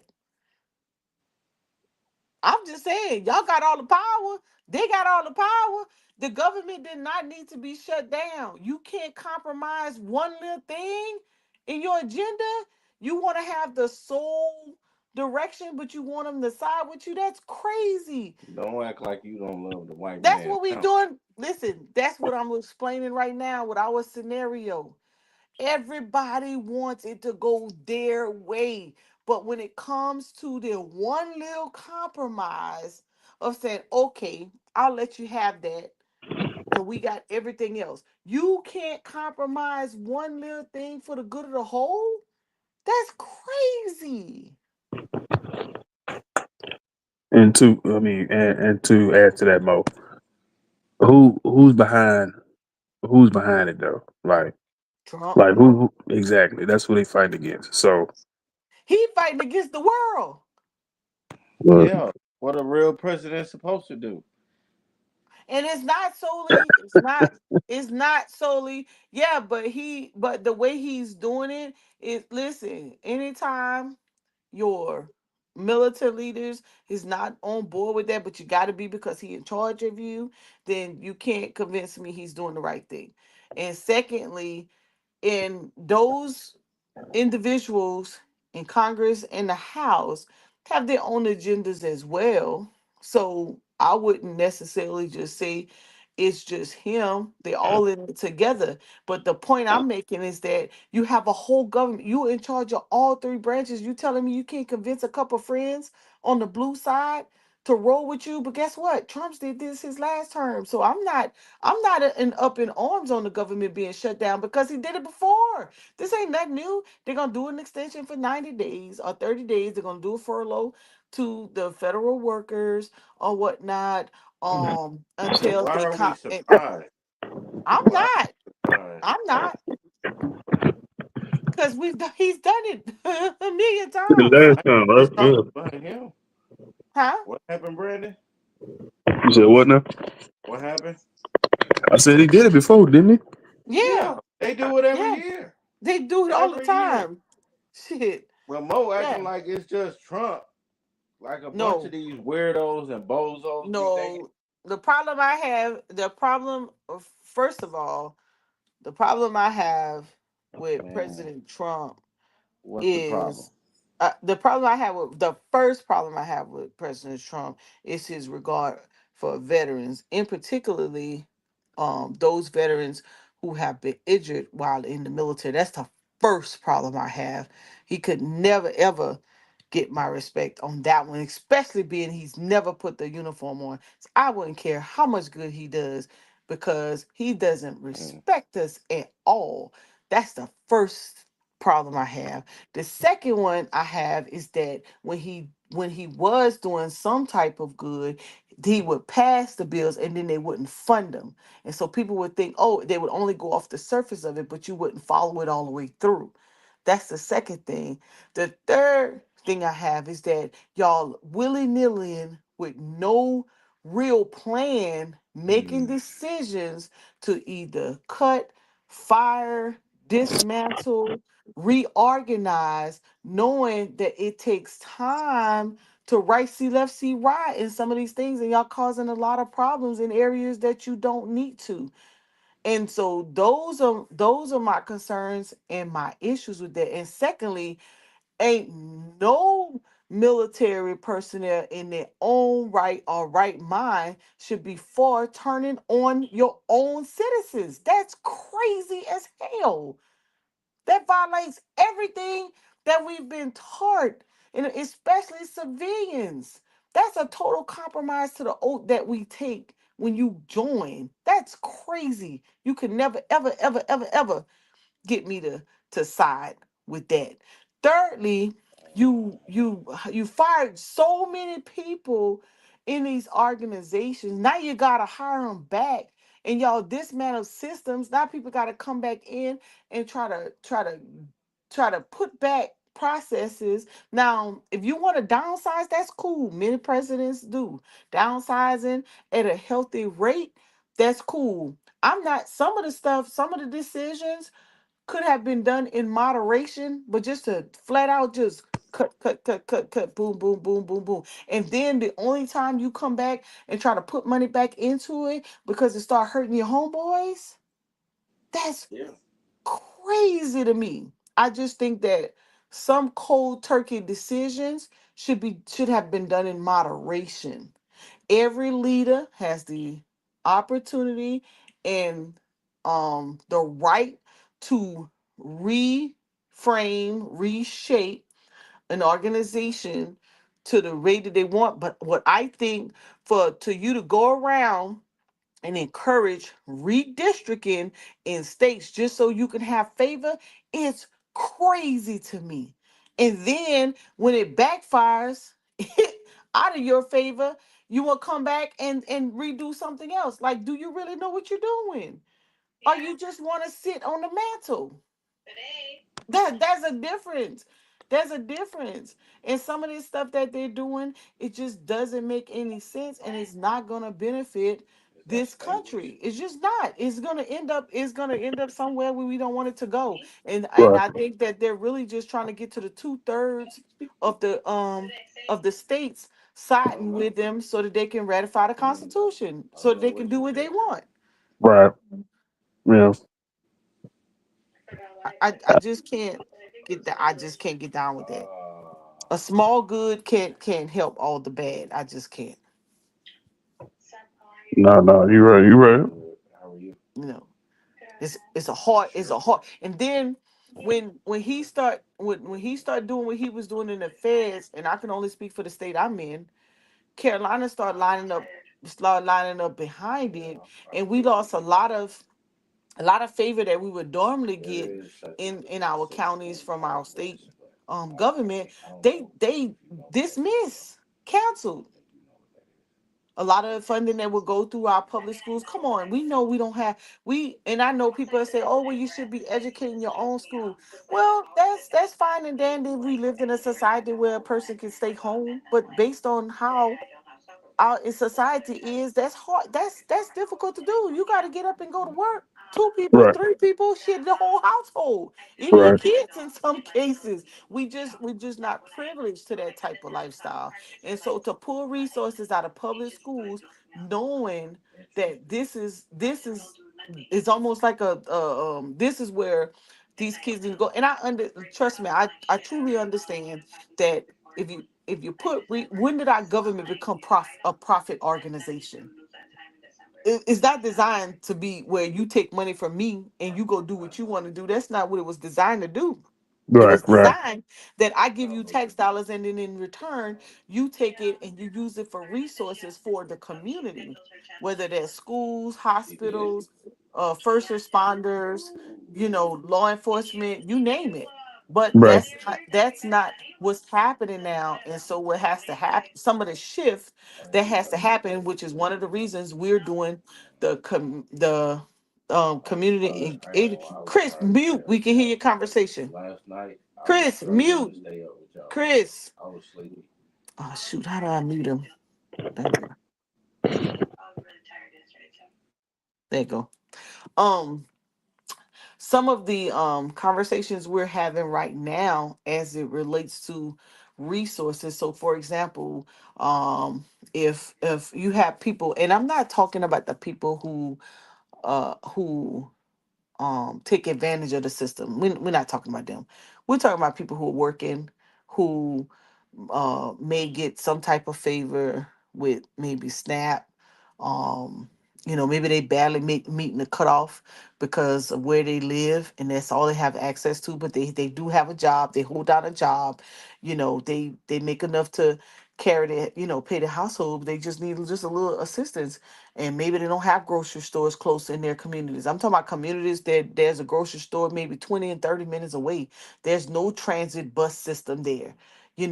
These is just it's not you giving them anything. It's just a matter of them having access to resources. But guess what? That same community got a nuclear plant, got a battery plant, got all these different pollutant companies that come into these communities that get free tax credits to be Credits. Yep. there, right? Yep. And the people, they don't give nothing back to the people. They don't create up. Now if these companies, so for example, let's take Amazon. Now Amazon play pretty good, but damn, they work them hella hard, right? They Yeah. come into your environment, they get all the credits, this, that, or whatever. Well, I think you should just do just a little bit more, and I don't think it should be such a competitive deal. So you should have some. It should be a career hub into Amazon. It should be a career hub into Westinghouse. Should be a career hub into Servamo and McIntyre and all of these people. If you look around, the biggest, the manufacturing companies is in the areas of the communities that are underserved. And so if you can allow corporations to come into these communities that are underserved and they're making billions of dollars, they're publicly traded companies, then they should be either since you can't make them corporately socially responsible for the community because they're private entities, then the funding that you are getting from them in some sort of tax or subsidies or whatever y'all getting should be able to get poured back into the community that they're causing problems in. But that's not good for business though, because that's not gonna happen. It's not good. It's not good for business. But what I'm saying, no, I'm not saying that the business does it. I'm saying that the government does it. That your No, local government does it. yeah, that's what I mean. Like the government, the business, America, that's not gonna happen. They're gonna find Right. some other way to funnel that money or funnel something else into it, and somehow get it back to the actual company or the corporation. Right. They're gonna find a way to give it back to them. It's, exactly. And then the other deal is the very fact that um if we want to go to more of a um you have to do something to earn your own way. Okay, I'm cool with that, but not let's not make the laws on the ground for the grassroots organization or business owner, new business owner. Let's not make those stipulations so difficult to get because you just allowed them to come in here with their company, and because we being sold out to economic development, right? But that Right, economic development is not on the grounds of them having their own, it's on the grounds of them taking heirs property from people that don't have that opportunity, and that's unfair, right? right.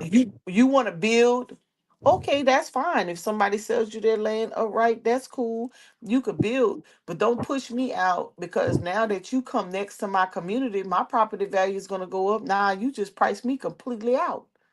So is it catch 22 to all of this stuff? And I don't think that the underserved or the underprivileged should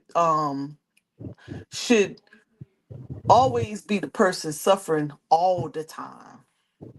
I just think that just a little bit of favor, not a lot. I'm not saying hold their hand and keep them that way forever. I'm saying having that it because if America want to be who they are and we want to be the poster child for everybody else, then we need to have processes where we take care of our citizens. And we're not saying you give it away. We just saying that those on the bottom can't pay the same thing that those on the top. Hmm. That's crazy. You if they're still making 725, and you put a tax on the first 10,000, hell, they ain't surviving. Yes, they need some SNAP. Why didn't you just keep the first 10,000 non-taxable? If you could give a tax credit to a company and they pay no taxes, what's the problem with zero to $10,000 being zero taxable? To me, that's an even trade. It's not even, but you know what I'm saying. Yeah, yeah. Like where's the favor for the where is the favor for the people? Because I understand you making money from them and there's no money coming from the individual, but guess what? The individual is paying their rent, the individual is paying their utilities. You're making money from them because when them data centers go up and you're using, they said the data center that going up in near the Shreveport area in Louisiana, it's gonna consume more energy than, I think it said, three times in New Orleans, the city. That's So guess great. who pays for that? The people. The people don't get a right to say no, they're not paying their utilities because they need their electric bill. They need their electricity.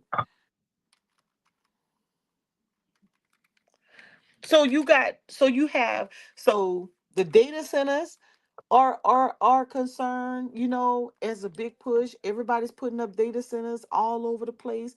And guess what? Data centers going up all over the place, that affects the community. And if it affects the community and you telling me the least you can do is vouch for a little health care. Oh, come on. You tripping. I'm not subscribing to that mess. Look at this. Louisiana. $3 billion power upgrade for Meta project raises questions about who should fit the bill. In rural corner of Louisiana, Meta is building one of the world's largest data centers, a $10 billion behemoth as big as 70 football fields that will consume more power in a day than the entire city of New Orleans at the peak of summer.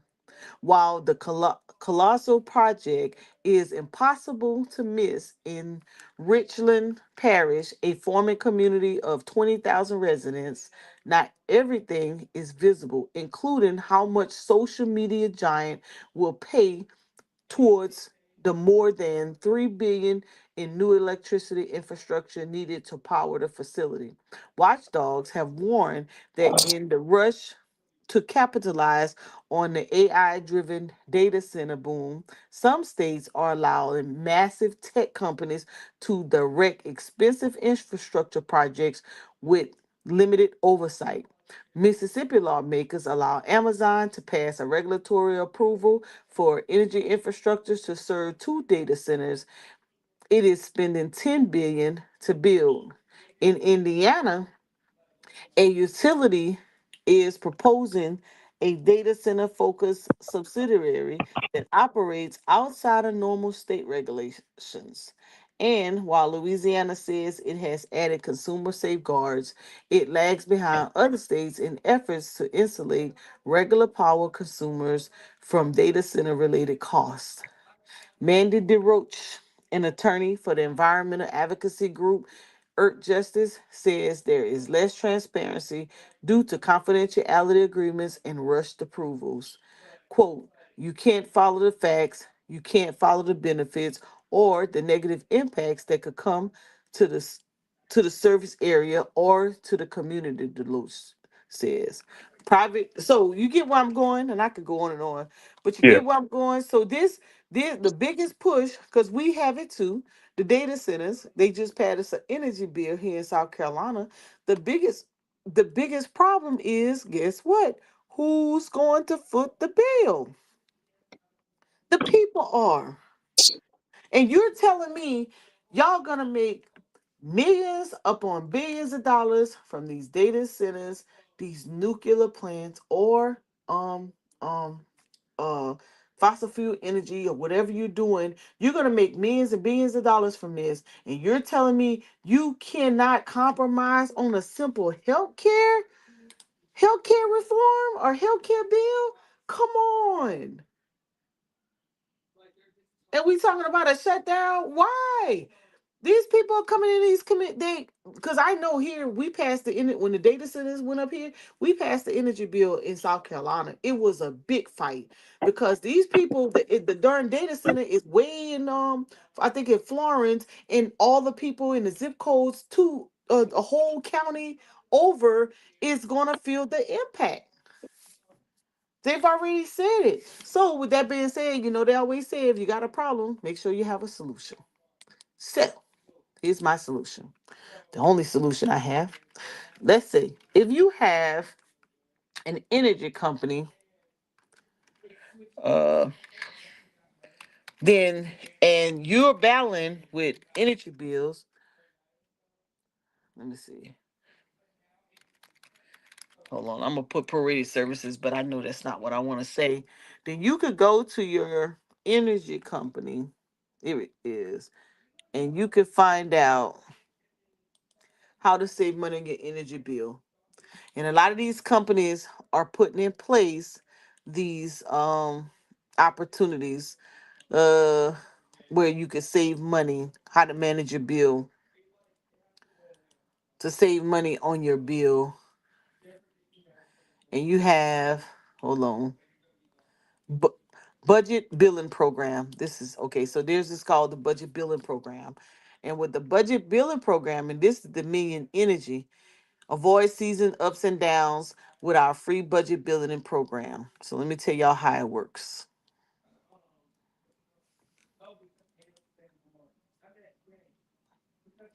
In many cases, if you've been a customer from the same location for more than 12 months, you can enroll in the budget billing. Hold on, let me see. Let me tell y'all what it is first. Let me show y'all what it is. Basically, you could prorate your bill and you could tell them how much you can afford to pay per month, and they will do it for you. Hold up. Let me get the rundown so you guys can see. All right. So determine your monthly budget billing payment amount. We average your 12 months previous bills and the projected cost of energy over the next 12 months and divide that amount by 12 equal payments. So they would do an average for you to help you figure it out what that bill is. And then it will be on a prorated, prorated services per month. And in that way, guess what? Now, instead of paying a $400 light bill or a $1,500 light bill, you would still pay the same amount. You would pay the same amount every they also, a lot of the companies are doing home energy checkups. Those are, we call energy audits. And you could do that, for free. And they will upgrade. Like when I did mine, they upgraded my lights. They did power strips around the windows. They did the shower heads, the sinks. They changed out everything. They put in filters and they did installation. So these are some of the ways that you, because guess what? It's coming. Those energy bills due to those data centers and the energy, as we just stated, where is it at? This energy problem, right? Putting out more, taking more power than a whole city. Huh, y'all gonna be paying for that.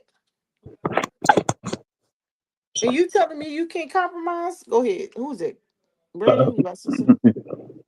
no, yeah, that was me. You said I'm gonna pay for the hell. No, you paying for that. You're gonna pay for it in your utility bill, in your light bill,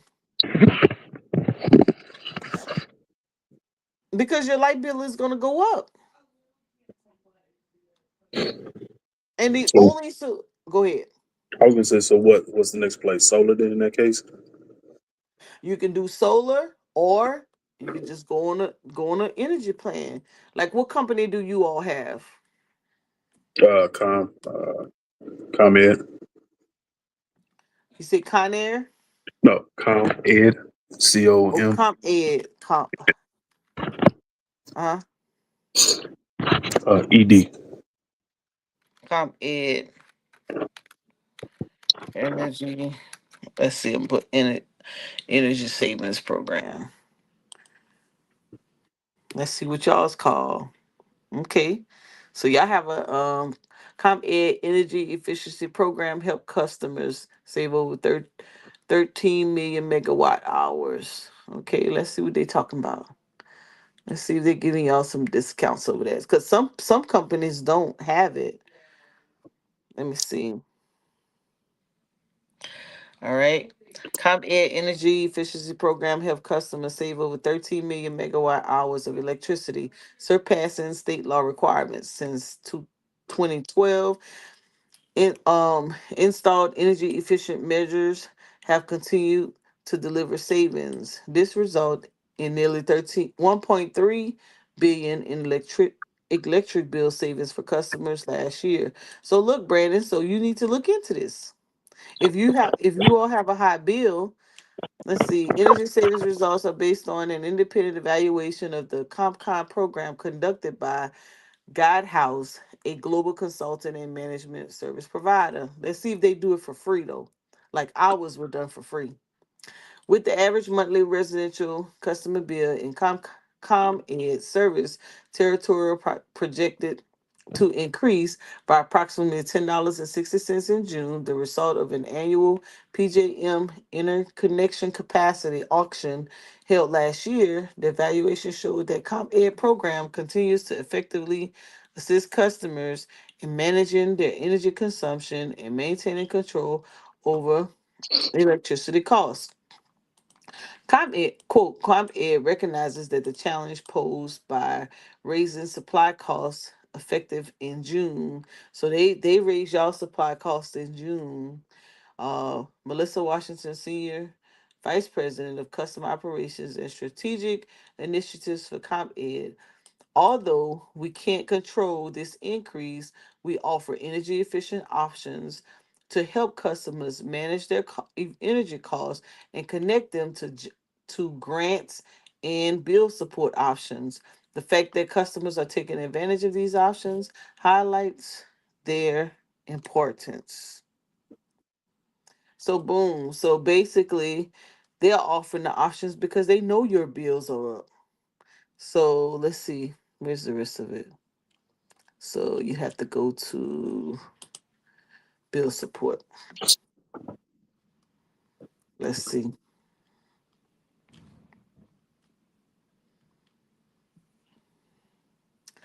Uh, why is my bill increasing? And then boom, they're gonna do. If you do an audit, if you allow them to come and say, "Hey, can you come do electricity audit? Is it free for you to come in and do an audit to our electricity bill?" And they're gonna come in your house and they're gonna check your, your meters.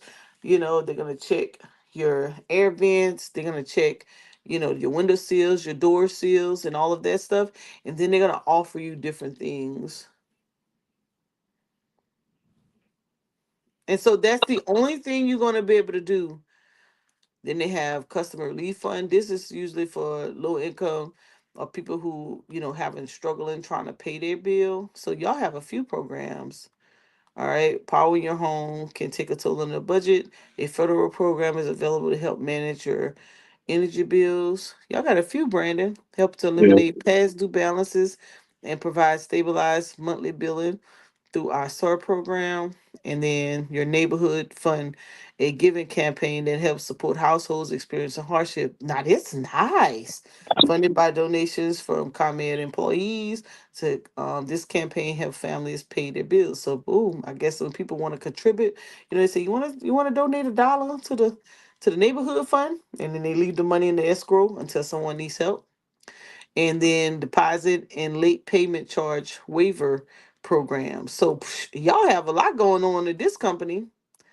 Understanding my bill, budget billing, payment arrangements, due date extensions, energy savings, single family home energy savings. Look, reduce energy with free installation of free energy savings products. This is, I think, the one that I did kind of similar to what Dominion Energy came out to do. Let's see, I want to look at it real What was quick. that? What did you do if he just brought his? Huh?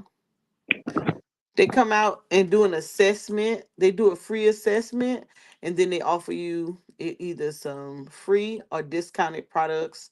And so for me, they did look, weatherization and heating and cooling improvements. And so they came out when they looked at mine, and I didn't get some of this. I didn't get the installation, but I did get the air sealing in the attic. I didn't need foundation. I did I think they did something with my ducts. They didn't my hot water heater wasn't nothing wrong with it, but they put that that silver thing around it to kind of protect it for the hot water heater. My HVAC unit, I had just replaced it like 2 years ago or so. So that was fine. And they did something, they changed all my light bulbs, and they also changed up my shower heads, and then my faucet, the knobs around my faucet, they put a filter under my water. So I did a couple things. I bet. Yep, see? This is what we did. I got the light bulbs. Oh, I got this too. I got the thermostat. Um, I got this, the water sensor. I have this for the bathroom and the kitchen. They filtered out the water shaver. I don't think I got that. I don't really remember. I know I got an installation around my water pipe, but I don't remember this part right here. Uh, I don't have that. I didn't get that. Oh, they replaced my air filters, the door sweeps. I did get that. You did get the door sweeps. Yeah. I got those. And that's all of those things are free. You just gotta call them and they'll come out and they'll do assessment. And if you don't want to purchase anything, you don't have to. Because there's some things that's purchasable and there's some things that not. But a lot of some of this stuff is it's free. And you just ask, see the free and discounted piece of it. And see, free. Light bulbs free, placement free. You know, a lot of this stuff, the upgrades, you just have to ask them. Yep, this is the kind of stuff. So we have an event coming up, and we're gonna be sharing with some people like, hey, these are the things we know. We can't do nothing about your bill. We are not the governor, and we dang sure ain't the president. But what we can do is share with you who your electric company is and how they can help you. That's it. That's all we could do to keep your bill down, keep some money in your pocket, that kind of thing. That's good.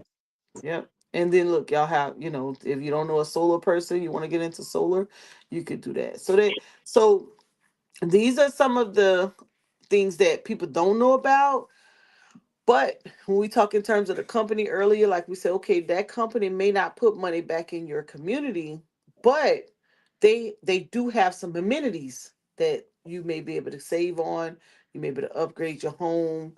That may help you with your your expenses, and that's the least you're gonna get because you're not gonna get anything else. You could just advocate for those businesses to offer some type of innovation or some type of beneficial, you know, home improvements. And that's the only thing you're going to be able to do to combat this little issue right here. And I'm using Louisiana because this is the freshest one that just happened, right? That building just got put up in Louisiana. I've just used them as an example, but we know that if we did a search, if we say show a map of oh a map of data centers in the US, then you could see we could see they're all over. It's just a matter of what's close to you. And where's your is affecting you. And you can see the different states. We just getting them. We only have 29, but look at some of these other places. Man, you could imagine the energy bills is off the chain. And they're not going away. And guess what? If you want, and then when you want to really dig into it, you have to find out, right? Because we have another problem going on, right? You have XAI in Memphis. What's going on in Memphis? People said that it's causing cancer. Yeah. You see what I'm saying? So with new improvements, with economic development comes health, public health issues. Big facility, public health issues. So we could say, oh, they're bringing a lot of jobs. At what cost, though? Then make sure you get your health. Your health is in order, because you're gonna need to survive some of these. You know, you're gonna need to survive it. So environmental. So I've learned, the environmental issues, your public health issues, um, goes along with your economic issues. And so when we talk in terms of not wanting to sign a healthcare bill, but we got a million companies all over the US that's going to contribute to, and if I look up nuclear plants and things of that nature, that's going to contribute to your public health problem, then yeah, I don't subscribe. But that's my that's my contention, is that we have a public health problem, and it's not going to get no better because we building data centers all over the place. Right. And the data centers, not only is it affecting your health, it's also affecting your household because your energy bills are going up. And so if you haven't paid attention to what your government is passing, find out if they passed the energy bill within the last year. Then you'll know if your state government has passed the energy bill recently, then there's about to be energy data centers or battery companies. Let's look for battery companies, because we got battery companies looking at us right now. Battery companies and manufacturing companies, car manufacturing, and all of these people. Oh, let me do it on the Google. All of these companies have to store what waste, and so where's that waste going? In your water supply. I'm just saying. And deregulation. So deregulation. Uh, Show me a map.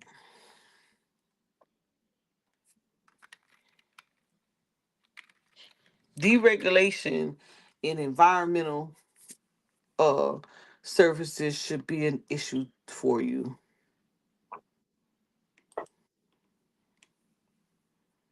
So that's my contention, because it's more than just, you know, I know we may be winning something in the market, this, that, or whatever, but you got a whole nother issue going on out here. Right. Yeah. And that's the fact that you have battery companies, you have data centers, you have, and all of these have some type of environmental impact. And the very fact that you shut down the EPA, or not, the whole thing has not been shut down, but you minimized it. The departments, you minimize the environmental justice department from the EPA, and environmental justice is related to underserved communities. The very fact that you dismantled that is a problem for me. So I just don't like his policies just because. I have a whole rhyme of reason why. Because the deregulation of these companies, and allowing these companies, we just seen with this what is article, where did it say that? Where they said because of deregulation, because they're not monitored, very limited oversight, the problems that they're having, and they just doing whatever they want.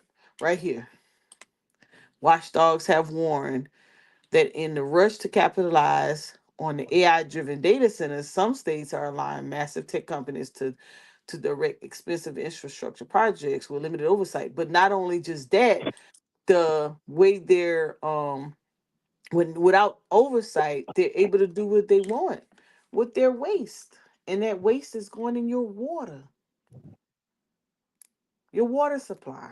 And so you wonder why you're running around here with IBS and having stomach issues or skin issues. Find out what's in your local community.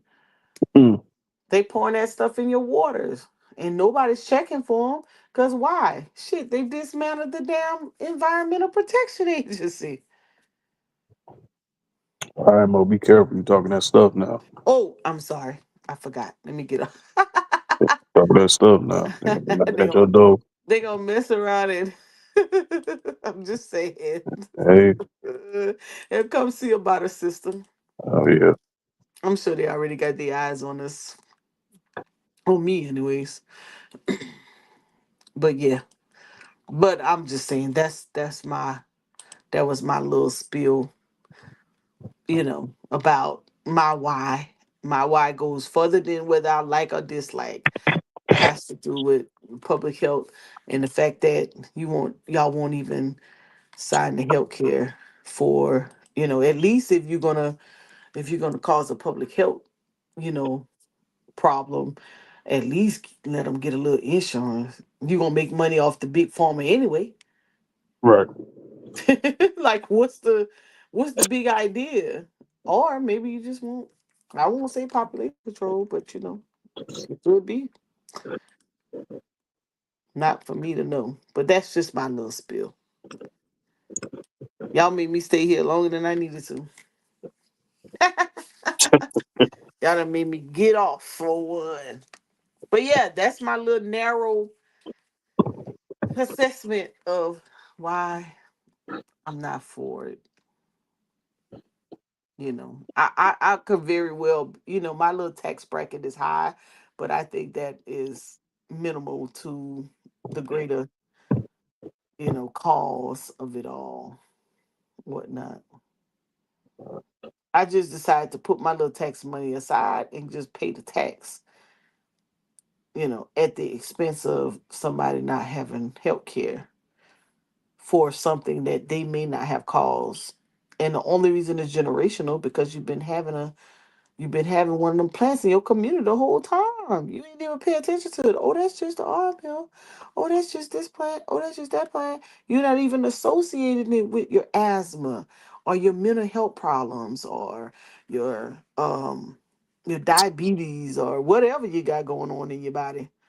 You're not even associating it with that because you haven't been taught that. You've been taught that it's generational. Right. It's hereditary. Yeah, everybody get cancer.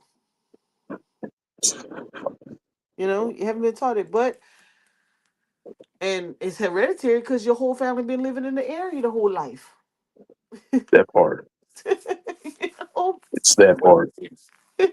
So it's one of them. It's one of them things that let's give a little to take a little. You already got control of a lot. Just do that part. I mean, find out. Maybe we don't want to piggyback on nobody, but find out how doesn't Canada do universal health care? Yeah. Yeah. And Yeah. I thought allowing people to go to the doctor at least one time a year and get meds at a discounted rate when they're already making 100% off of it anyway. Like, what's the big deal? You're not gonna spend it even if you are making a profit. I mean, if we are saving government, downsizing government, I'm cool with that if that's what you want to do. If you're downsizing government, then all of that money that you got from the taxpayers, because we ain't shut the IRS down yet. Mm-mm. We said, you know what I'm saying? So Mm-mm. now, if you gonna downsize government and still taxes, come on, what you need Comments to were wait made by for? Huh? com- I was gonna say the comments were made represent Monica Lamb Industries, and it do not affect Brandon at all. Hey, I'm telling Ah, you, they're gonna be at your door real soon. And I don't know what she's talking about. oh God, I'm I don't getting know what off she's the talking. live stream. You summonsing the people. Hey, We I don't not know in what the she's talking. algorithm, Brandon. Ain't nobody come and see about me. Shit, Ain't in the algorithm. I'm the least of their worries. they Shit, they not starting looking for me. They looking for their own folk. Right? We ain't their problem right now. to. Shit, they looking all over, high and low. I know, right? Who that buddy that went to that church? Yeah, Yeah, he was one of these discords and talking that stuff. yeah. But it was too late. They found him late. Guess we guess we think they're gonna start searching next. Got them. Right, writing these little discords and little messages. Hmm. They're gonna Hmm. sweep it for keywords and or key audio phrases or whatever. Hmm. You seen the thing? I'm just getting ready to see it.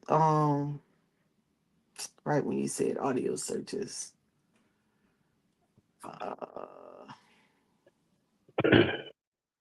darn it. I forgot. Oh, the new executive order, the one that came out September the 25th. Mm-mm.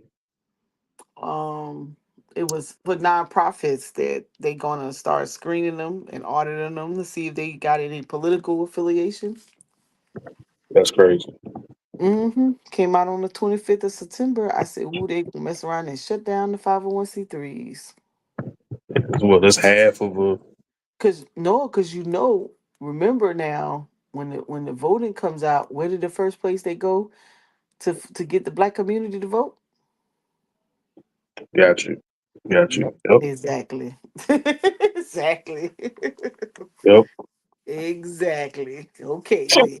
Matter of fact, they just did a event, a conference in DC. I said, I know they just saw this damn executive order. I know the event may have been planned before then, but I said, oh Lord, this is not good. Come on, Mm. Black Caucus, y'all got to get a little smart now. Don't be a victim. Yeah, we Truly, what just is your need, thought? huh? What is your thoughts about the Black Caucus? They too busy having a motivational session. The That's sustainability, the sustainability planning. They have to. Okay, so I think that most demographics spend time training, coaching, and preparing their successor.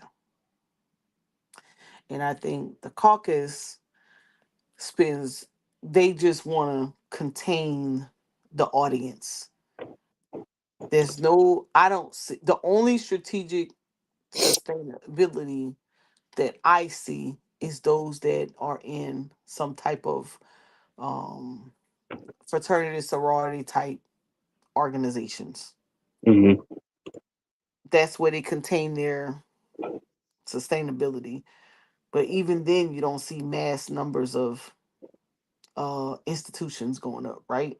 Right. So I think that we have a issue with successors. I think we groom too late. Um, and I think that the economic conversation around sustainability or the financial conversation about around sustainability in the caucus is just missed. I think that we just spend time talking about the problem and the solution, which is actually centered around how to make money really to sustain your desires and or your community needs. I think that they don't share enough resource opportunity to make that happen. And I think other demographics do behind the scenes, not in the public. I think they point their people in a direction that they should go to make these things happen. And I think that I think the caucus keeps it to themselves within themselves, and there's not enough um galvanization around succession planning outside of their circle. Therefore, their constituents get left behind. That's what I think about them.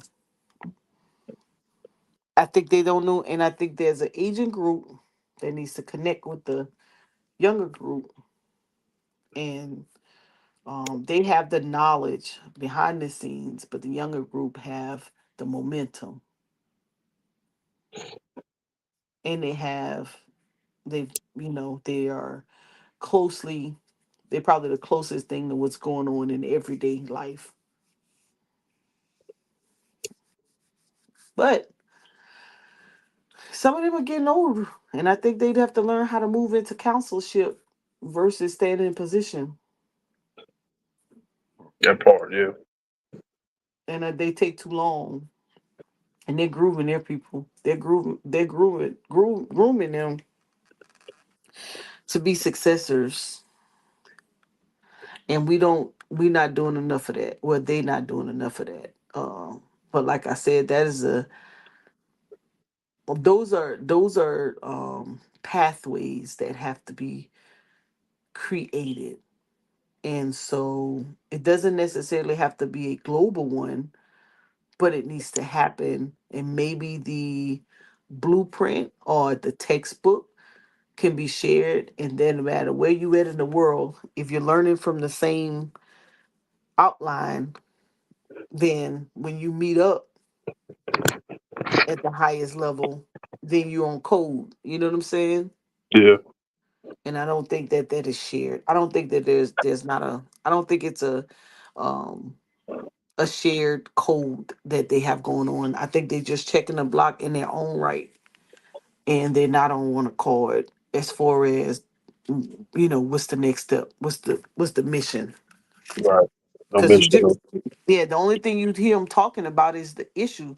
Forget the issue. Tell me what are you doing? What not what are you doing, but what's the plan?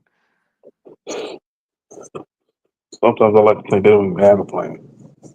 Yeah, because they're too busy running around with the issue. No, we don't care about that. We can hear the issue. We can do that all by ourselves. We don't need you to tell us that. Right. What plan of action do you have for us? Yeah. And if you don't have a plan, you should be talking in some way that leads us to what's next. Oh, now I know how to follow. So I'm gonna tell you right now. I don't know about in Illinois, but the big conversation here is affordable housing, land grab, development, um, purchasing of homes. That's the conversation. That's the going conversation right now. We have a summit. They trying to plan a conference. They put a bid out to plan a conference around affordable housing. They've had a few webinars on it.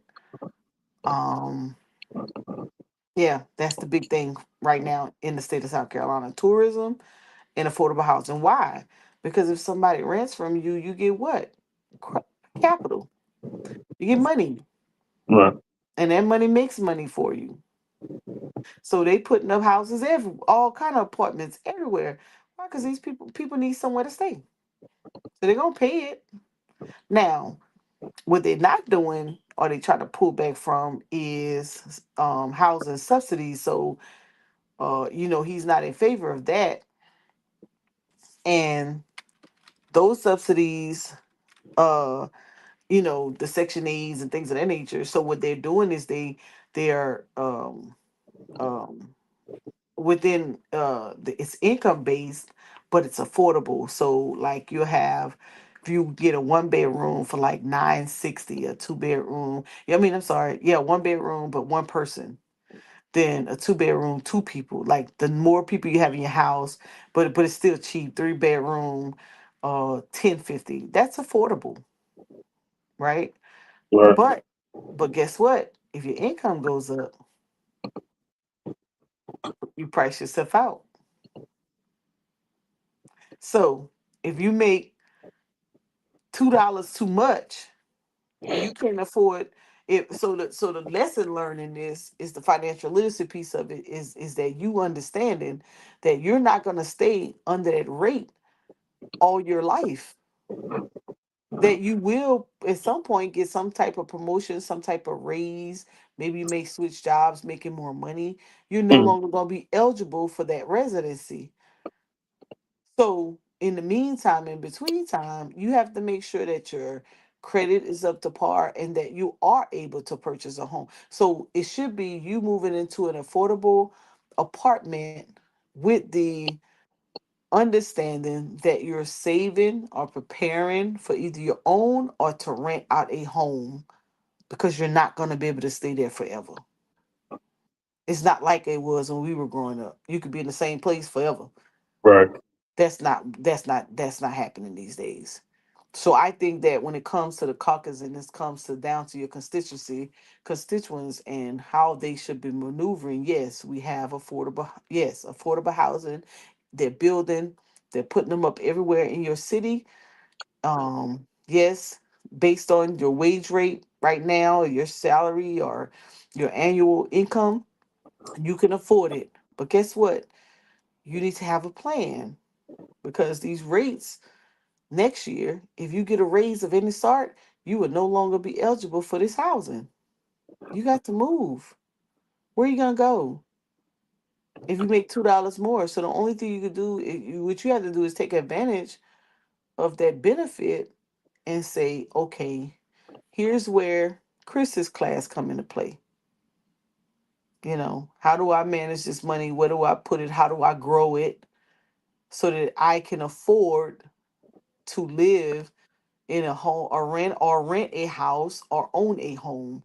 Because all of the apartments in our AO is either being renovated or we get new ones. And the old ones, they renovate them, your rent going up.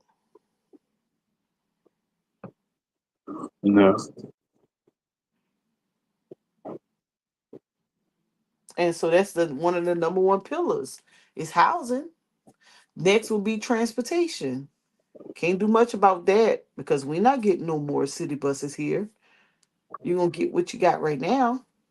I don't see them increasing that here in the Carolinas. You guys are a little different, So transportation, if you need a vehicle, instead of taking your $10,000 tax return and go turn up, you need to go buy your vehicle for 5,000, or put it away until you get enough to get a brand new one. You at least you got 5 years under your belt with it. Right. Give or take a little. Like we have to properly plan. So, just little avenues of information I think that could be shared. Like if I was in the legislation, if I was a legislator and I was over a community, when I have my community meetings, I would invite in, because I couldn't tell you because I'm in it, right? But I would invite in resources for you. I wouldn't do it. I would invite in different consultants. I would invite in different outreach programs.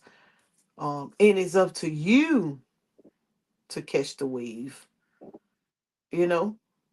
Right. And come out of your situation. My community will always have some, like right now. I guess Clyburn, he's trying to redeem himself, so he has all of our rec centers.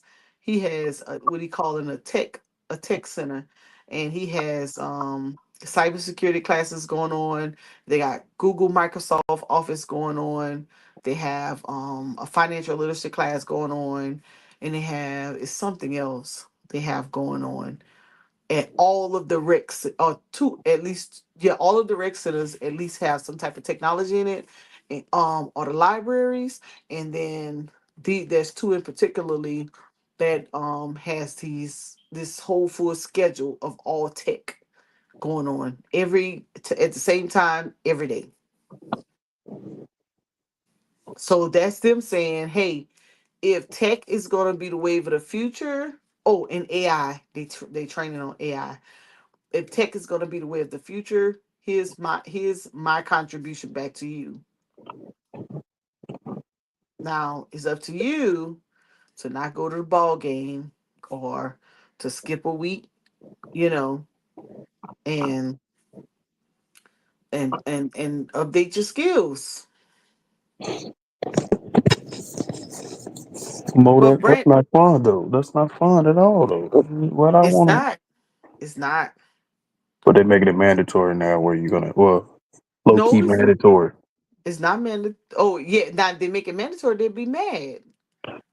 Well, I mean, like, not low key mandatory, but like suddenly people start to change their thinking in regards to trying to find a second stream of income where they're gonna push. Like, I'm surprised I haven't seen more like ads for schools and stuff like that to go back to school or some type of trade or something. But I think We have it. like what ad a Big John It ad it's on our I noticed the HBCUs here, they have a lot of IT classes, cyber, what's the other one? It's two classes that they picked up that and they advertise. But here's the other thing, marketing, people don't like to put money in marketing dollars no more. But they're relying on the word of mouth. I don't know. I don't watch much TV, so I don't know if they have an ad out, but I know they have a social media ad. Some schools are advertising on social media, but here's the other thing though: who's gonna pay for Hmm. That's the question. Who is? it? Now we have some free classes. Well, they're not free. We call them quick classes. They can get sponsored. Goodwill. Do you all have a Goodwill? Yeah, we got a good one. Is it a working center Goodwill? Not a working center. Y'all only do clothes Yep. or hand me downs? Hand me down. Yep. Oh, the Goodwills here in South Carolina, they all have training centers. And I mean, they pay for adults to take, they pay for seniors to reclassify their skills, and they pay for any other group if they want to learn a particular skill set. They offer a few classes, and they contract with contractors to come in and teach them. They do CNA. They pay for CNAs. They pay for forklifting, phlebotomist, medical tech, medical assistant, dental tech. All of those quick certs. They pay for those. nothing like that here. Yeah, yeah. They get Goodwill get DOL contracts. Yeah, they start going crazy with training centers, and we got them all over. hmm Which is good because it's not as difficult to get trained to enroll in a training at Goodwill as it is to go to the Midlands to the state sponsored school.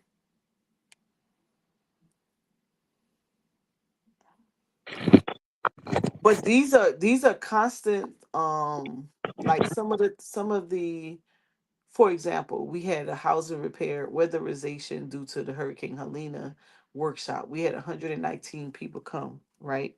So I asked the guy, I was just asking him different questions about the program. They had gotten $150 million grant, right, to do it statewide. And so I was asking, he said, "Oh, Monica, this is not it. We have a list of all the resources who offer weatherization repairs.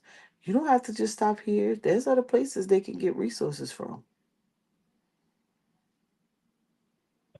That's what I'm talking about. This black guy, but that's what I think when you talk in terms of the caucus. I think that they should be putting those type of people in the community before you. Hey, this is my district. Let me share. Let me invite out all of these different resources that can help you in your situation right now. That's what I think. But you know, I know they just everybody just doing their own thing. You know, and you don't have to do it. You just need to tell somebody and then put the word out so that they could come. Because if that person does it, they may not have the turnout. But if you put your stamp on it, bam, such and such recommended that we go and we host a workshop over here. We host a workshop over there. Then guess what? They coming. Cause But soon yeah, as, you huh? better be a very influential person to put your stamp on something, man. I think it's more Yes, I more agree. you have to you do. I agree. Cause you know what? Yesterday, everybody was trying to figure out how did we get 119 people in the building when they've been going places and they could barely fill up the room, 10, 20 max. You know what you should Because do?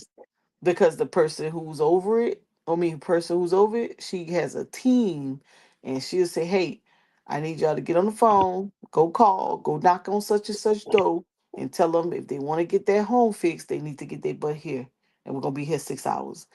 And then the pastor, who has two churches in the area, did a robot call to everybody's phone, and guess what? They came flocking in.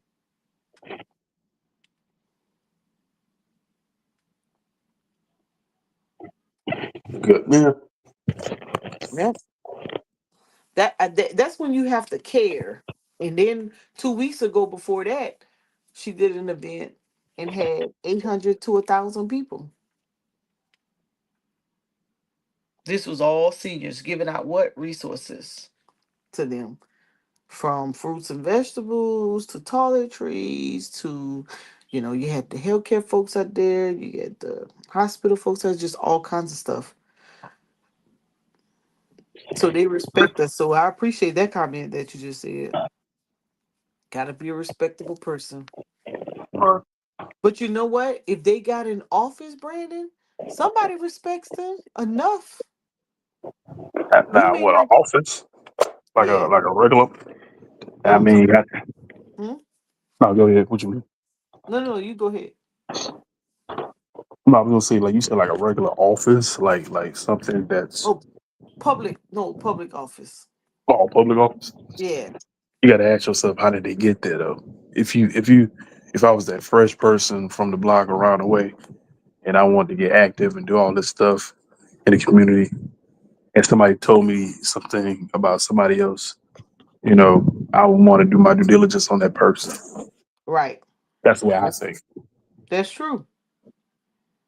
You know, And I totally agree with you. And that's why it has to be both. You have to be sincere. And the more, maybe you start small and then it grows into something, and then you do it in different areas so you can gain the trust of the people. right? And a lot of times they don't, once they go up, they don't like to come down and be amongst the people. But guess what? It mainly because the people weren't paying attention in the past, because we didn't have no contention going on. Right. Now, in some ways, some people do have it. So now they trying to pay attention. But in some instances, you may get some favors, some instances you may not. Like I heard someone say last night, they was like, "Yo, man, me and my family, my kids, they growing up, but they staying home. Unless they can handle this on their own, they ain't going nowhere. They're gonna be right here. They're gonna be right here. They can do their little thing or whatever. I close in the garage or put a shed in the back or something, but I'm not letting them go out and face this world knowing that they're not gonna be able to survive. Yeah, You know, you'd be a bad parent if you did, right? You especially know. not doing the right tools. On top of that, Mhm. Mhm. That's why my little lease bus, she's right here. hmm, Because you won't. I already know you're not gonna make enough. You're already going in. The skills is not there. You're not coming out 40, 50, 60. You better be making 50, 60, 70. Ain't gonna make it. honestly, yeah. I mean, like the average salary for somebody in Chicago, I think it's like 85 to 90,000. Like you can't make it up Man, to 70 anymore. 'Cause that man. thing's so expensive. Like in the loop, it's crazy. Like a thing of milk was like $5. Wow. Um, no, a little bit more than $5, probably like So $8 or think $9. So think about learning those early essential, things just to survive, or what are meals that you can flip flap, to Right. to be nutritious. Um, and here I know you look and listen to our little dollar amounts, but we're in the South, right? So you double to live where you are, double the amount for here, because we have a different economic deal going on. But even then though, the little 50 or 60,000 it takes for you to live, and people are still on a 7.25 to $15 an hour minimum wage. They not making it. And that's my question. Like, where is somebody in this world that's making 50, not 15, but 17, or not 17, but $7.50? Who is doing that? Baby, here in the South. Get the hell, no, it can't be. I'm about to Just show so I'm you. aware. If I keep my salary, I know you better be working from home. It better be shit, hell yeah. it better be it better be um This shit is crazy. I see that. I see the paperwork like at work when they lay out like all the rules and regulations and like the wages and stuff like that. And I mhm. look at it, I see like 750. The I last time I looked, 750 was like in 2002. You know what I'm saying? You better listen, you better stay where you at then. Let me see what this one is right here. I'm about to share my screen because you about to be like, what in the hell? Hold on. Look at this. What year is this? 2025. Look at What in the hell? this. Yeah. 750, 725 something? Shit. Yes. Yes. Shit. Yes. Ain't no way. Yes. And that's the base. Now some people maybe make a couple That's the dollars base? more. A couple dollars more, but guess what? That's 2019. So look, this was pre-COVID.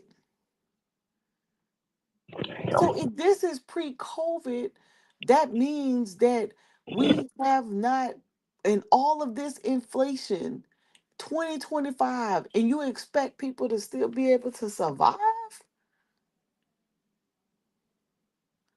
What are we talking about? You ain't surviving off nothing. Off 725, shit. That means your money stayed the same and everything around you went up. Everything around you went up. I don't mean This to sell is this on your channel, but I'm gonna go ahead and start selling crack. Ain't no damn way. let me see. Let me see. Now this is state minimum wage. I just showed you federal, and this is state. They don't have no law, no state law. But look at this. That's crazy. 515, Brandon. Shit. What people? Who are we advocating for? And there's some people that are still making something like that. I know That's people. me against the law. It should be against the law, and some people would say, you shouldn't be. There's no way. This is 2023 numbers. There's the statement wage. There's no way that people making that, but it is. Yes, way. These are people. This is in underserved areas, and we expecting these people to be able to pull what up? What strap? This is what's Right. being offered by corporate America. What do you mean? You not doing nothing about it. You not changing it. Look, 2019 they increased their little wages, couple bucks, couple cents. What are we doing about it? We ain't doing nothing about it. This 2025. These are the people who made an increase. Look at all these states that did not. No increase. No increase. 2025. They tried to go up due to inflation. This is the state, you know. I We think ain't that should be even like I think it should Y'all's make it went a up, mandatory Brandon. thing. I think Hmm? that's from every time the taxes go up, increase and everything like that, we should at least get $3 raise Right, but to check it out, combat it. right? And guess what? Every time you get a raise in some sort, guess what goes up? What's the number one thing that go up? Shit, food. Insurance. Yeah, insurance too, hell yeah. Yeah. They coming out your check with that. This was 2022. Let's see. Now, federal minimum wage. includes $15 minimum wage. Shit, that's the federal. Guess what? The federal can be whatever they want. The state be like, shit, I'm not paying. And guess what? So if this, so you got federal law, you got state law. If the state doesn't require it, then guess what these companies gonna do? They ain't gotta do it. You said they ain't got to do it. No, they don't have to give you no extra money. Now some of them do, but they don't have to give you no raise. If the state and the federal law, please, they ain't giving you nothing. You're gonna be sitting right there at that 725. It's 2019. You're gonna be sitting right there. And This then, is then 2012. Ain't nothing changed. Hmm? and I was gonna say my employee or employer, the next day's gonna be shot the shit up. 'Cause I ain't going. I ain't about to bust my back for no 725. Yeah, Especially a manual labor job. Nah. that's crazy. Now, now you know what makes me mad is that contractors wages are way higher. And I always wondered, why can a federal contractor make more money than the private than you would allow the private, because federal contracting wages goes up with inflation every year automatically. You said Automatic. federals? Yeah, the contract, like general contractors Mm-hmm. under the federal contracts, yeah, their wages go up automatic. I know that. Yeah, the minimum wages is 17, I think it's 1750. Let me pull it up.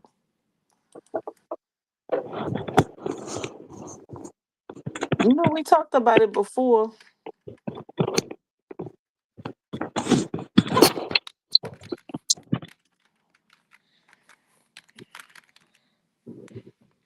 Watch. See, Yeah. 1775. So why can't you make regular minimum wage?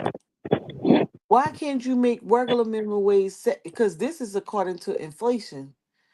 Why can't you make regular minimum wage? That's a $10 difference, Brandon. 10. That's my problem. We haven't had minimum wage hasn't been raised since 2009. And this is and guess what? This is the base rate. You can't pay them less than this. If you pulled a wage and determination, depending on your state and your county, you be paid more than this. Like, even though I know it's not a lot in Chicago, but the contract we have in Chicago, the PO, we actually on the purchase order, I think they make like 21 plus another $4.93. So about 25, $26 an hour to drive. That's driving though. That's just taking somebody to and from an appointment, Mm, you know. that's $25. Shit. So that's about what, 60,000, seven, almost 50, Uh, 55, 60,000, it's probably 55, 50, 55. Pretty 55 to close. 60. Yeah. Pretty close. I mean, you might be able to afford an apartment. Maybe. Yeah, yeah. The closet inside of an apartment. Yeah. you know but that's because we're not because we're not on a full contract, we just on a PO. But if we was on a full contract, it'll probably be way more, probably like $35 an hour. That's nuts.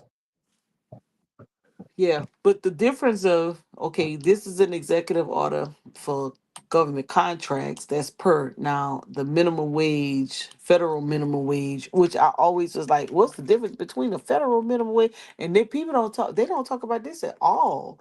Federal minimum wage. Look at this craziness, and the contract rate, 725.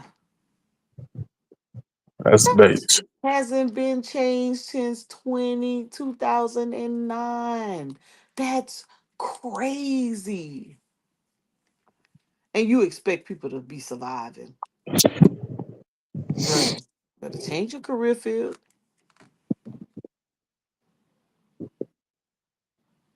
I'm just saying. I'm just saying. And it gets worse, when we just looked at those state maps.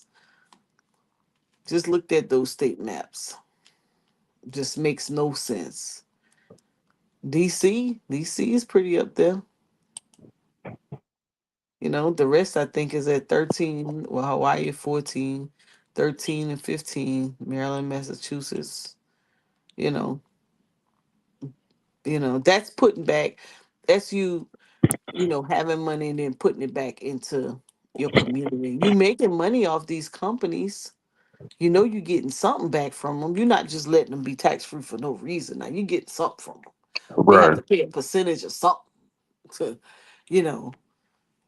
But we have so many variables, man. It's very difficult to keep up with.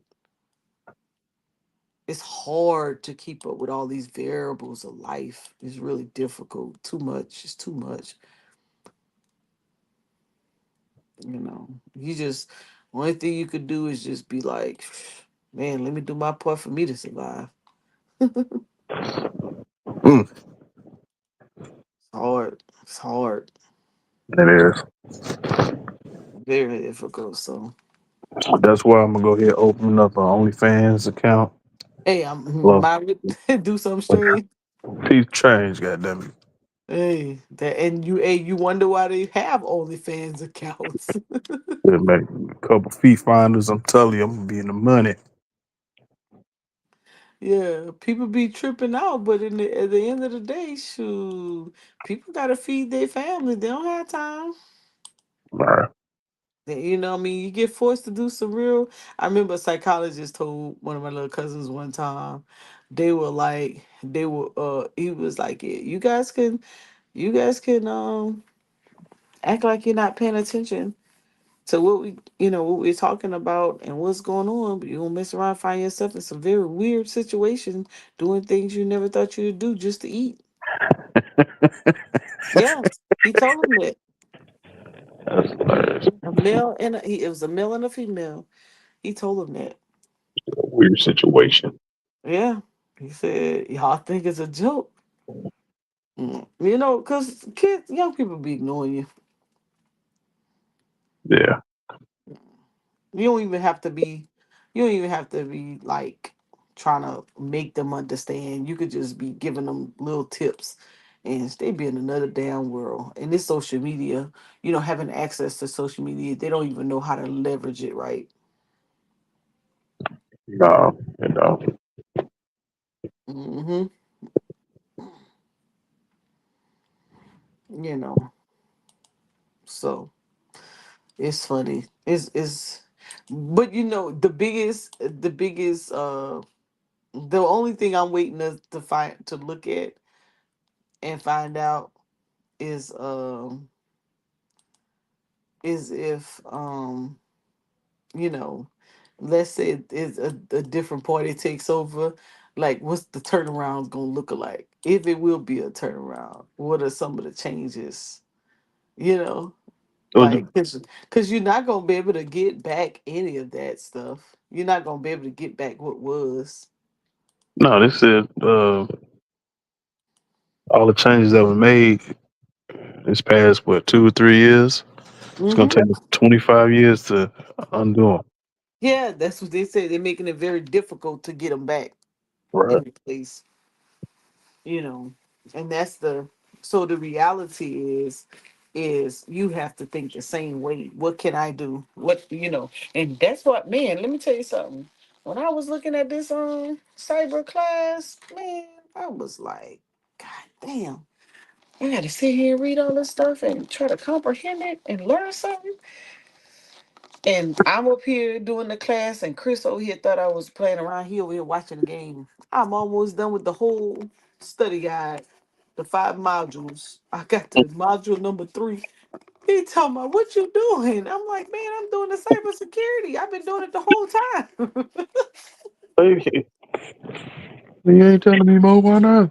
Yeah, that's what he say. Man, you ain't telling me what you was doing, man. I gotta catch up. But he did good. He buckled down for 2 days. And he caught up. And then we were supposed to go over there and study. But I am. I'm gonna get on and study it. Go back through the course. It's not difficult at all. Once you get in the groove of it, once you Hmm. start noticing it and how it relates to your everyday job, it's not a difficult uh it's not difficult to comprehend what the information is about. So, but Thunder gave me that link. He told me, he said, "Mo, you can do this in a weekend." I said, "Really?" He motivate me. Shit, I sure sat there and trying to learn. I said, "Ooh, I need another skill set. I need to jump into something else, just in case." No, no, no. Everybody needs another skill set nowadays. It's not Yeah, the 1950s. yeah. You still in the project management stuff? Yeah, I'm still into that. I'm looking into doing the AI thing. I'm all over the place right now. I'm Mm. still trying to get my networking thing going off. What Like I'm still networking? the CNA, not CNA, but damn it, CCNA, What's that? the networking, computer networking. Remember that website a long time ago? I told you Mm-mm. skillsforall.com, and then it brings it's like entry level stuff like computer. I'm still doing the networking portion of it. It's like Mm. three modules for that. Oh. And I'm trying to focus on, the news for stocks and trading and stuff like that. So, Mhm. I know. I'm gonna get back. I am gonna get back in that part though. Yep. And whatnot. Um, I don't know. I don't know enough to podcast a trading thing. Y'all, that would be y'all conversation. Mo, yeah, you do. Okay, Uh-uh. yes, you do. Stop. Okay, you know what you're doing. I know. No, I know what I'm doing for me. Well, that's all you got to teach is your style. It's Yeah, like, that's all I know. I just know my stuff. It was funny. Sonny called me a couple weeks ago. It was too funny. I said, Sonny, what do you want? And whatnot. He was like, Mo, let me show you. He was just excited about what he had going on. But you know what? I get a kick out of it. I say, you know what? Sometimes I don't have nothing in common with none of y'all. And we still be having a conversation. damn. Okay, tell us how you really feel. I ain't got He shit said, in common with none of y'all, but I ain't got nothing in common. And I feel like we still be having a good, healthy conversation. We be disagreeing like a mug. right. Oh man, I'm always the underdog. I don't be knowing much. Stop, cap. Stop the cap. I'll be standing on my ground though. I don't be caring. Yeah. Anyways, man. Okay, so we're gonna get our podcasting topics together. So All right. y'all can make me out a good content creator. Chris teaching me a little something something. Chris been doing a good job on his short videos. I'm gonna And that's learn. where the money is right now, basically, as far as YouTube and just the Hmm. shorts. Yeah, I'm gonna start learning how to do a little few, but I have to get my content right though. But sometimes I'll be playing in the field where things change constantly, and Hmm. so I'll be hating to have to put something out and then it changes. Hmm. I So mean, what do you mean like changes? rules and regs, like like a lot of the stuff that I was teaching y'all before in reference to government contracting and the websites and how to price things and come up with things, and then shit, everything just start changing around. I'm like, damn, all the websites. Matter of fact, I probably need to go through a lot of those websites, because all those websites changed, all those governmental websites changed, Uh, and the how tos. So, anyways, I need to take my little black butt to sleep. Oh, I gotta go update myself on Shador, and then I'll go to Oh sleep. my God. Okay. All right. Go to bed. Go to bed. You can go ahead Chris to sleep. He knocked out. Yeah, Chris is knocked out. He was talking to somebody on the phone. Let me unmute him. Let me see. He's still on the phone. Chris. See? He on the he in class, I think. I think he's studying. Yeah, Oh, I for know. the series, was it 66 or 65? Yeah, he's studying for his test. Okay. He's already started his YouTube for financial planning. You saw it? I ain't see it yet. Yeah, he started a YouTube channel and he been doing little short videos. Yeah. All right. So we talk about some stocks next time. I'm gonna go do some homework All right. and then I'm gonna come back. The only reason I can't do Thursday. Well, no, if I do like 8:39, I might be able to get on here. But I got class. I got cybersecurity class. Like, how long are you talking about? Like 30 minutes or an hour or? No, my cybersecurity class ends at 8:30. Oh, okay. I No, can I'm do talking an about hour. I'm talking about for the podcast. Like, how long do Oh, you want? like an hour, and then we can shut it off. And then if we want to talk after that, we can do that. Like Okay. shut the show off, and then Okay. yeah. Think of some good topics. You always come up with something good, Brandon. I got you. I got you. Yeah. See, Chris, I'm gonna have to beat him up. But if you keep him on financial literacy, he good. Right. Right. You got to keep him focused. Yeah, he need him. He gonna get him. I'm gonna get him a girlfriend so he can stay focused. Cause he's so mean. All right, let me stop. He gonna get me for that. It's funny he ain't come on here. Right. Right. I just know what you're doing too. Like, you wait for him to jump back on. You like, what'd you say, Mo? What you say, bro? That's that bush. That boom. All right, y'all. We bring us some charts next time. All right. All right, be safe. Peace, power, and profit. Peace, everybody. I better check on AI. AE, I mean. Yeah. I need to. All right.